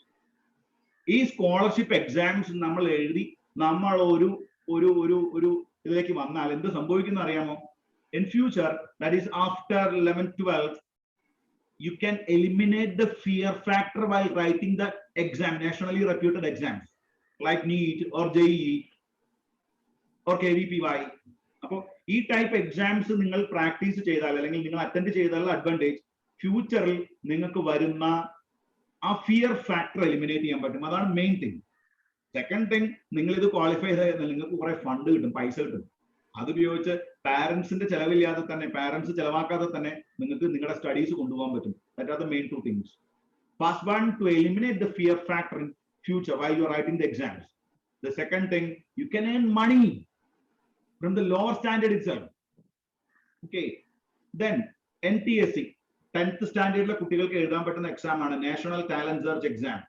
ഈ എക്സാം എഴുതി കിട്ടിയാൽ ആ കുട്ടിയോട് വേറെ ഒന്നും എനിക്ക് പറയാനില്ല. ആ NTSE ക്ലിയർ ചെയ്ത കുട്ടി ഫ്യൂച്ചറിൽ ആഗ്രഹിക്കുന്ന പ്രൊഫഷനിൽ എത്തിയിട്ടില്ലെങ്കിൽ ഞാൻ നിങ്ങൾ പറയുന്നത് ചെയ്യാം. The main thing, if you are able to crack NTSE, then all other exams will be a cakewalk. Next one, KVPY, Kishore Vaidyanik Protsahan Yojana. It is Young Scientist Incentive Plan. Young Scientist Incentive Plan. That's the specialty of this exam. If you qualify KVPY in 11th standard, or you can write the exam in 11th, 12th, and after +2. And if you are able to crack the exam in 11th standard, you can reach IISC, Indian Institute of Science, Bangalore. Now, IISC chairno, you KVPY, you world ranking, universities ranking. Namada India is rank, first position in the college. World ranking, Indian university first rank, Arkana, Indian Institute of Science. Avada padikana engal exam ezhanam, KVPY. Then HBBVS, Dr. Homi Baba Bal Vaidyanik Spardha. 6th standard la kuട്ടികൾക്ക് എഴുതി തുടങ്ങാം. നിങ്ങൾ നെറ്റിൽ search ചെയ്യൂ HBBVS, നിങ്ങൾ അത് search ചെയ്യൂ. അപ്പൊ നിങ്ങൾക്ക് എന്ത് കിട്ടും? ഈ എക്സാമിനേഷനെ കുറിച്ചുള്ള ഈ ഡീറ്റെയിൽസ് കിട്ടും. CBSE സ്ട്രീമിലും ICSE സ്ട്രീമിലും പഠിക്കുന്ന കുട്ടികൾക്ക് ഈ എക്സാം എഴുതാം. NSO, national science olympiad. നോക്കൂ, 1ാം ക്ലാസ് തൊട്ട് 12ാം ക്ലാസ് വരെയുള്ള കുട്ടികൾക്ക് ഈ എക്സാം എഴുതാൻ കഴിയും. 1ാം ക്ലാസ് തൊട്ട് 12ാം ക്ലാസ് വരെയുള്ള കുട്ടികൾക്ക് ഈ പരീക്ഷ എഴുതാൻ കഴിയും. National science olympiad, NCO, Cyber Olympiad, UCO, Unified Cyber Olympiad, NTSE, National Science Talent Search, MTSE, Maths Talent Search, IMO, International Mathematics Olympiad. ഈ എക്സാംസ് എല്ലാം നിങ്ങൾക്ക് ഫസ്റ്റ് സ്റ്റാൻഡേർഡ് ഒക്കെ എഴുതാം. പക്ഷെ നമ്മുടെ സ്കൂളുകളിലൊന്നും the school authorities, maybe they are not promoting this kind of scholarship exams. I don't know what is the reason, but most of the schools are not promoting this kind of scholarship exam. The after effect is their fear factor. While writing the exams in future, that is after +2, they struggled with the fear factor, not their knowledge in the academics, but because of the fear factor, they are eliminated from that process. No. Then next one, SSTSE, IAIS, IOS, RMO, IOEL, NSEB, NSEC, NSEA, NSEP, National Standard Exam in Physics. ഇതൊക്കെ qualify ചെയ്താൽ തിരിഞ്ഞു നോക്കണ്ട മക്കളെ. നിങ്ങൾക്ക് അറിയാലോ, അതായത് നമ്മുടെ ഇപ്പൊ ഞാൻ അടുത്ത കാലത്ത് മനസ്സിലാക്കിയത് ഏറ്റവും കൂടുതൽ ടെക്നോളജി ഗ്രോത്ത് വന്നിട്ടുള്ള സ്റ്റേറ്റ് എന്ന് പറയുമ്പോൾ ഡൽഹിയാണ്. ബിക്കോസ് ഡൽഹി ആരാ അവിടെ റൂൾ ചെയ്യുന്നത്? Delhi Arvind Kejriwal is an IIT product. No, IIT product. Arvind Kejriwal എന്തുകൊണ്ട് അങ്ങനെ തിങ്ക് ചെയ്യുന്നു? Because he studied from a scientifically proven institute, IIT, Indian institute of technology. IIT-യിൽ നിന്ന് പഠിച്ചു വന്നതുകൊണ്ടാണ് ആർക്ക് അദ്ദേഹം അങ്ങനെ ചിന്തിക്കുന്നത്. ഇല്ലെങ്കിൽ അങ്ങനെ ചിന്തിക്കാൻ കഴിയില്ല. ഞാൻ കണ്ടു ലാസ്റ്റ് ഒരു എക്സാമ്പിൾ പറയുന്ന, ഈ പാലക്കാട് 2-3 പേര് മത്സരിക്കാൻ നിന്നു. ഈ ശ്രീധരൻ, ദെൻ ഷാഫി പറമ്പിൽ, ദെൻ 3-4 പേരുണ്ടായിരുന്നു. ഞാൻ അതിൽ വളരെ ഇൻട്രസ്റ്റിംഗ് ആയി എനിക്ക് തോന്നിയിട്ടുണ്ട്. ഞാൻ ആക്ച്വലി പൊളിറ്റിക്സിന് അഗെയിൻസ്റ്റ് ആയിട്ടുള്ള ആളാണ്. ആൻഡ് പൊളിറ്റിക്സ് എന്ന് പറയുമ്പോൾ എനിക്ക് അങ്ങനെ ഒരു പ്രത്യേക പൊളിറ്റിക്സ് ഒന്നുമില്ല. പക്ഷെ അതിൽ ഞാൻ ഒരു ദിവസം ഈ ശ്രീധരൻ എന്ന് പറഞ്ഞ ആളുടെ ഒരു റൈറ്റപ്പ് ഞാൻ കണ്ടു. ഈ ശ്രീധരൻ, അദ്ദേഹം ഒരു നല്ല പാർട്ടി പോട്ടെ, ഞാൻ പാർട്ടിയിലേക്ക് വരുന്നില്ല. I'm not supporting that kind of politicians, അല്ല പൊളിറ്റിക്കൽ പാർട്ടി. ഓക്കെ, അതോടെ നിൽക്കട്ടെ. പക്ഷെ ഞാൻ കണ്ടു പാലക്കാട് ജില്ലയിലെ കുടിവെള്ളക്ഷാമം എങ്ങനെ പരിഹരിക്കുന്നു. അദ്ദേഹം പറഞ്ഞത്, പലരും പറഞ്ഞു പൈപ്പ് ഇടും, അത് ചെയ്യും, ഇത് ചെയ്യും എന്നൊക്കെ പറഞ്ഞു ബാക്കിയുള്ള കാൻഡിഡേറ്റ്സ് എല്ലാം. പക്ഷെ ഇദ്ദേഹം പറഞ്ഞത്, first of all U increase the depth of Malampuzha dam. Dam ഉണ്ടല്ലോ, ഡാമിന്റെ ഡെപ്ത് കൂട്ടുക. So the storage capacity can be increased. thereby there is solution for water. അപ്പോൾ അത് വിഷണറീസിനെ എങ്ങനെ ചെയ്യാൻ കഴിയും? ആ വിഷണറി ആവണമെങ്കിൽ you should complete your schooling and your college from nationally reputed or internationally reputed. അപ്പോ അതാണ് അടുത്തത് പറയാനുള്ളത്. ഇനിയും കഴിഞ്ഞിട്ടില്ല. നിങ്ങൾ നോക്കൂ, നിങ്ങൾക്ക് 10th സ്റ്റാൻഡേർഡ് എത്തുന്നത് വരെ എഴുതാൻ പറ്റുന്ന ഡിഫറെന്റ് എക്സാമുകളെ കുറിച്ചാണ് ഞാൻ ഈ പറഞ്ഞത്. നിങ്ങൾക്ക് ഇത് ഞാൻ ഷെയർ ചെയ്ത് തരാം. നിങ്ങൾ അത് നോക്കൂ. എന്നിട്ട് നിങ്ങൾക്ക് എഴുതാൻ പറ്റുന്ന എക്സാം ഏതാ നിങ്ങൾ ഐഡന്റിഫൈ ചെയ്തു. നോർത്ത് ഇന്ത്യൻസ്, നേരത്തെ സാറ് പറഞ്ഞില്ലേ, നോർത്ത് ഇന്ത്യക്കാരൊക്കെ 2ാം ക്ലാസ്സും 3ാം ക്ലാസ്സും സ്കോളർഷിപ്പ് എക്സാം എഴുതുമ്പോൾ നമ്മുടെ അവിടുത്തെ കുട്ടികൾ 13ാം ക്ലാസ്സിനാണ് എഴുതുന്നത്. +2 കഴിഞ്ഞതിന് ശേഷം അതിനെക്കുറിച്ച് ചിന്തിക്കുന്നത്. അപ്പോഴേക്കെല്ലാം കഴിഞ്ഞു പോയിട്ടുണ്ടായിരിക്കും. പിന്നെ നമ്മളെ കാത്തിരിക്കുന്ന ജോബ് എന്ന് പറഞ്ഞാൽ വീടിനടുത്തുള്ള ഷോപ്പിൽ സൂപ്പർവൈസർ, അല്ലെങ്കിൽ മൊബൈൽ ഷോപ്പ്, അല്ലെങ്കിൽ കമ്പ്യൂട്ടർ ഷോപ്പ്, ഇങ്ങനത്തെ ജോബുകളാണ് നമ്മളെ കാത്തിരിക്കുന്നത്. അല്ലെങ്കിൽ ഫുഡ് ഡെലിവറി ബോയ്, അല്ലെങ്കിൽ സൂപ്പർ മാർക്കറ്റ്, ഇതൊക്കെയാണ് നമ്മുടെ ജോബുകൾ. നിങ്ങൾ ആലോചിക്കണം, ബ്യൂറോക്രാറ്റ്സോ അല്ലെങ്കിൽ നമ്മളെ പൊളിറ്റീഷ്യന്മാരോ ഒന്നും അല്ല നമ്മുടെ വേൾഡ് നിയന്ത്രിക്കുന്നത്. ഞാൻ മനസ്സിലാക്കിയിടത്തോളം സയന്റിസ്റ്റുകളാണ്, ശാസ്ത്രജ്ഞന്മാരാണ്. നിങ്ങൾ ആലോചിച്ചോക്കെ, ഫൈസർ കണ്ടുപിടിച്ച വാക്സിൻ, വൺ ടൈം വാക്സിൻ, ഒരു പ്രാവശ്യം വാക്സിൻ അടിച്ചാൽ തീരും. ആരാ കണ്ടുപിടിച്ചത്? ഇന്ത്യൻ പ്രധാനമന്ത്രിയാണോ കണ്ടുപിടിച്ചത്? അല്ല, കണ്ടുപിടിച്ചത് ആരാണ്? കണ്ടുപിടിച്ചത് സയന്റിസ്റ്റുകളാണ്. അപ്പൊ അവിടെ എത്തണ്ടേ നമുക്ക്? ഒരു ഇത് നിങ്ങൾ നോക്കൂ, സൂം പ്ലാറ്റ്ഫോം കണ്ടുപിടിച്ചത് ആരാ?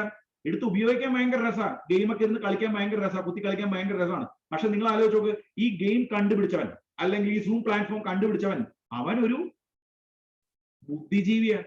അവനെ അതിലേക്ക് എത്തിച്ചത് ആരാ? ഈ ടൈപ്പ് എക്സാംസ് നിങ്ങൾ എഴുതും, നിങ്ങൾ അറിയാതെ അങ്ങനെ ആയി മാറും.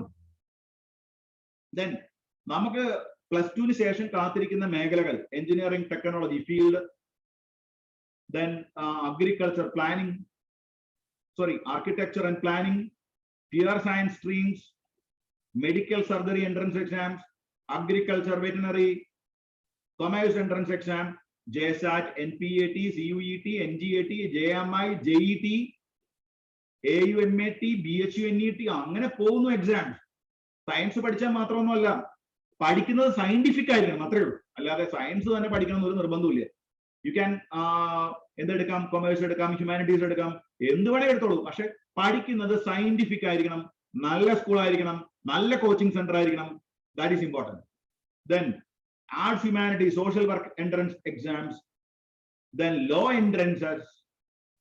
ഇടയ്ക്ക് എന്നോട് യഹ്യ സാറ് പറഞ്ഞു കേട്ടു, ക്ലാറ്റ് എഴുതി നമ്മൾ ലോ എൻട്രൻസ് ക്വാളിഫൈ ചെയ്ത് നമ്മൾ LLB കഴിഞ്ഞ് പുറത്തിറങ്ങിയാൽ ഒരു ദിവസം 2 കോടി, അതായത് ഈ സുന്ദർ പിച്ച ഉണ്ടാക്കുന്ന പൈസ ഇവിടെ കേരളത്തിലെ ഹൈക്കോർട്ട് വക്കീൽമാർ ഉണ്ടാക്കുന്നെന്ന്. ഒരു ദിവസം 2 കോടി, ഒരു സിറ്റിങ്ങിന് 2 കോടി രൂപ മേടിക്കുന്ന ആരുണ്ടെന്ന്? വക്കീൽമാരുണ്ടെന്ന് കേരളത്തിൽ, നോട്ട് ഇൻ അതർ സ്റ്റേറ്റ്സ്, നമ്മുടെ കേരളത്തിൽ ഉണ്ടെന്ന്. അപ്പൊ ഓർമ്മിക്കുക, ക്ലാറ്റ് എക്സാം ഒക്കെ എഴുതി നമ്മൾ ക്വാളിഫൈഡ് ആയാൽ ഒരു ദിവസം ഒരു സിറ്റിങ്ങിന് ഞാൻ വന്നിരിക്കണമെങ്കിൽ, ഞാൻ ഫയൽ ഓപ്പൺ ആക്കണമെങ്കിൽ എനിക്ക് 2 കോടി രൂപ വേണമെന്ന് പറയാൻ പറ്റുന്ന ആളുകൾ ഇവിടെ ഉണ്ട്. നിങ്ങൾ കേട്ട് കാണും, പലരും ഡൽഹിയിൽ നിന്ന് വന്നു, ഹൈദരാബാദിൽ നിന്ന് വന്നു. പല വക്കീൽമാർക്കും നമ്മൾ കൊടുക്കേണ്ടി വരുന്ന എമൗണ്ട് ഇമാജിൻ ചെയ്യാൻ പോലും പറ്റാത്തതാണ്. So not only in science streams, in commerce, humanities, law entrances, എവിടെയും എല്ലാ സ്ഥലത്തും ഓപ്പർച്യൂണിറ്റീസ് ഉണ്ട്. Okay, then business management, DULLB, JMIT, KLE, AMU, അങ്ങനെ പോകുന്നത്. Business management entrance exams, IPMAT, JSAT, NPAT, അങ്ങനെ പോകുന്നത്. ഇതിലൊന്നും ബൗണ്ടറി ഇല്ല. നിങ്ങൾക്ക് നിങ്ങളുടെ NCERT-കാർ തന്നെ, അതായത് നമ്മുടെ നിങ്ങൾക്ക് അറിയാം CBSE, NCERT, അവർ തന്നെ കുട്ടികൾക്ക് ജോയിൻ ചെയ്യാൻ പറ്റുന്ന കോഴ്സുകൾ, ഒരു കമ്പൻഡിയം ഓഫ് അക്കാഡമിക് കോഴ്സസ് എന്ന് പറഞ്ഞ ഒരു ബുക്ക് ഇറക്കിയിട്ടുണ്ട്. You should go through that one. കണ്ടോ, manufacture engineering, marine engineering, mechanical engineering, medical electronics, metallurgy, meteorology, mining, naval architecture, physical science, polymer engineering, robotics, textile engineering, agriculture science, biological science, biotechnology, computer application, computer science, cyber security, air science, environmental science, fisheries, floriculture, food technology, forestry, oceanography, statistical science, veterinary, wildlife biology, zoology, ayurveda, dental, homeopathy, naturopathy, pharmacy, siddha, unani, അങ്ങനെ പോകുന്നു.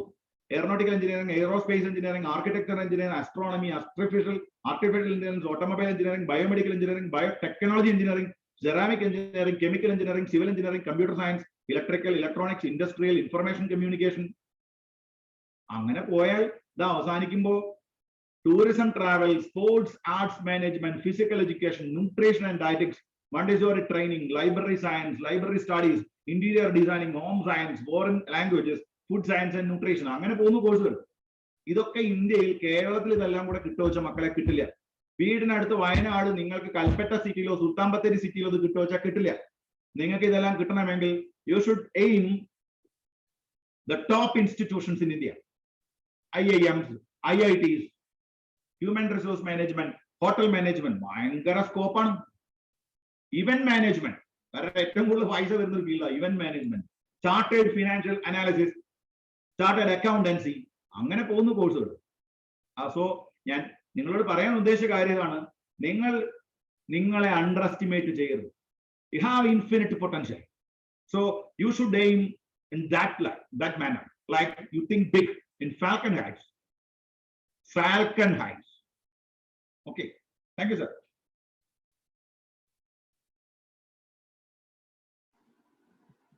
Thank you very much, sir.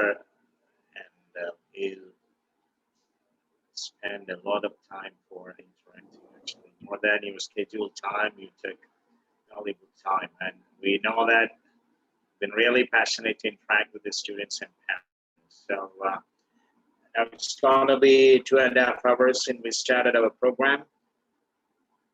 And believing that there are no more questions from the side of parents, we are moving to the final session of this science stream inauguration. So with pleasure, I am just inviting the principal of WISE, Brother Shahad, for the official word of thanks. Good afternoon, all. Western Ghats Institutions for Social Excellence, WISE, started a new academic year, and today the science stream for higher secondary inaugurated. Sri Sivankuti, Education Minister, today with the King. Western Ghats education is something with different thoughts and experienced learning to the generation. As SOME Chairman Ragesh Godwani said, for the success, WISE started a new stream for you, collaborating with Riju and PSK, Kerala's Reading Entrance Coaching Institute. So we are one of the education institutes that give for student self-sufficiency for his entire life. After WISE education, he's a person can overcome any difficulties to opportunities. We are promising to you that the WISE student will be ready to get a job, their dream job. WISE will pave the path to the students. We touch the beauty of nature and the risk of nature to flourish food and secure life to the earth. Means we are the part of the agriculture and animal husbandry with concerned universities because they are giving the coaching, the professional supports. And currently we are getting the coaching and professional supports from Wayanad universities like Bokor and one of the agriculture university. Now we recognize also the technology. WISE encourage mechanical, electrical, electronical, and IT basic classes to the students. And we are part of the sports. We indulge all the students in sports activities. We had a lot of experience last academic year. We have participated in state level competition in tug of war. As mental preparation goes on, we are equalizing the physical too. So, as Ragesh Kodwani said, we are different type of education system. As I'm also delivering the speech to all you parents and the well-wishers for WISE.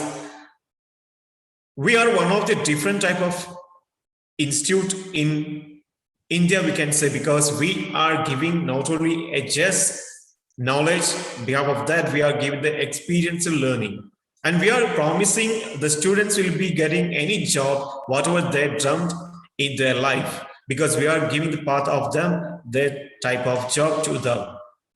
And there will be the self-sufficient one who can live in any difficulties in his entire life or throughout the life. He will be the person, he will be the person will be changing any difficulty to the opportunities, because we are giving all type of things, whatever they want to live, whatever they want to plan, whatever they want to give to the nature, give to the society, to the generation. So thank you for everyone, be part of us. And this is WISE. If you join WISE, we'll be giving the promising life throughout his life, and we'll be giving the entire path to his dream life, dream job. Thank you. Thank you, sir.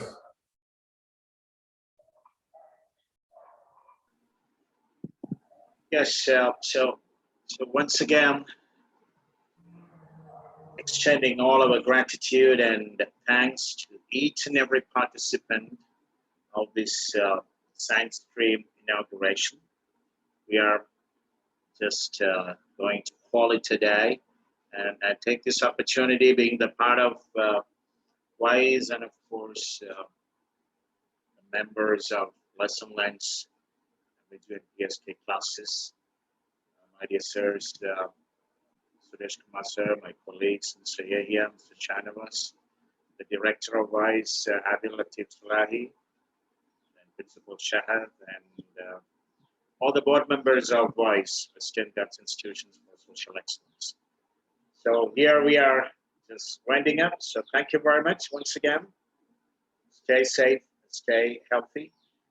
We'll meet again very soon, directly. Praying for that. Goodbye. Jai Hind. Assalamu alaikum.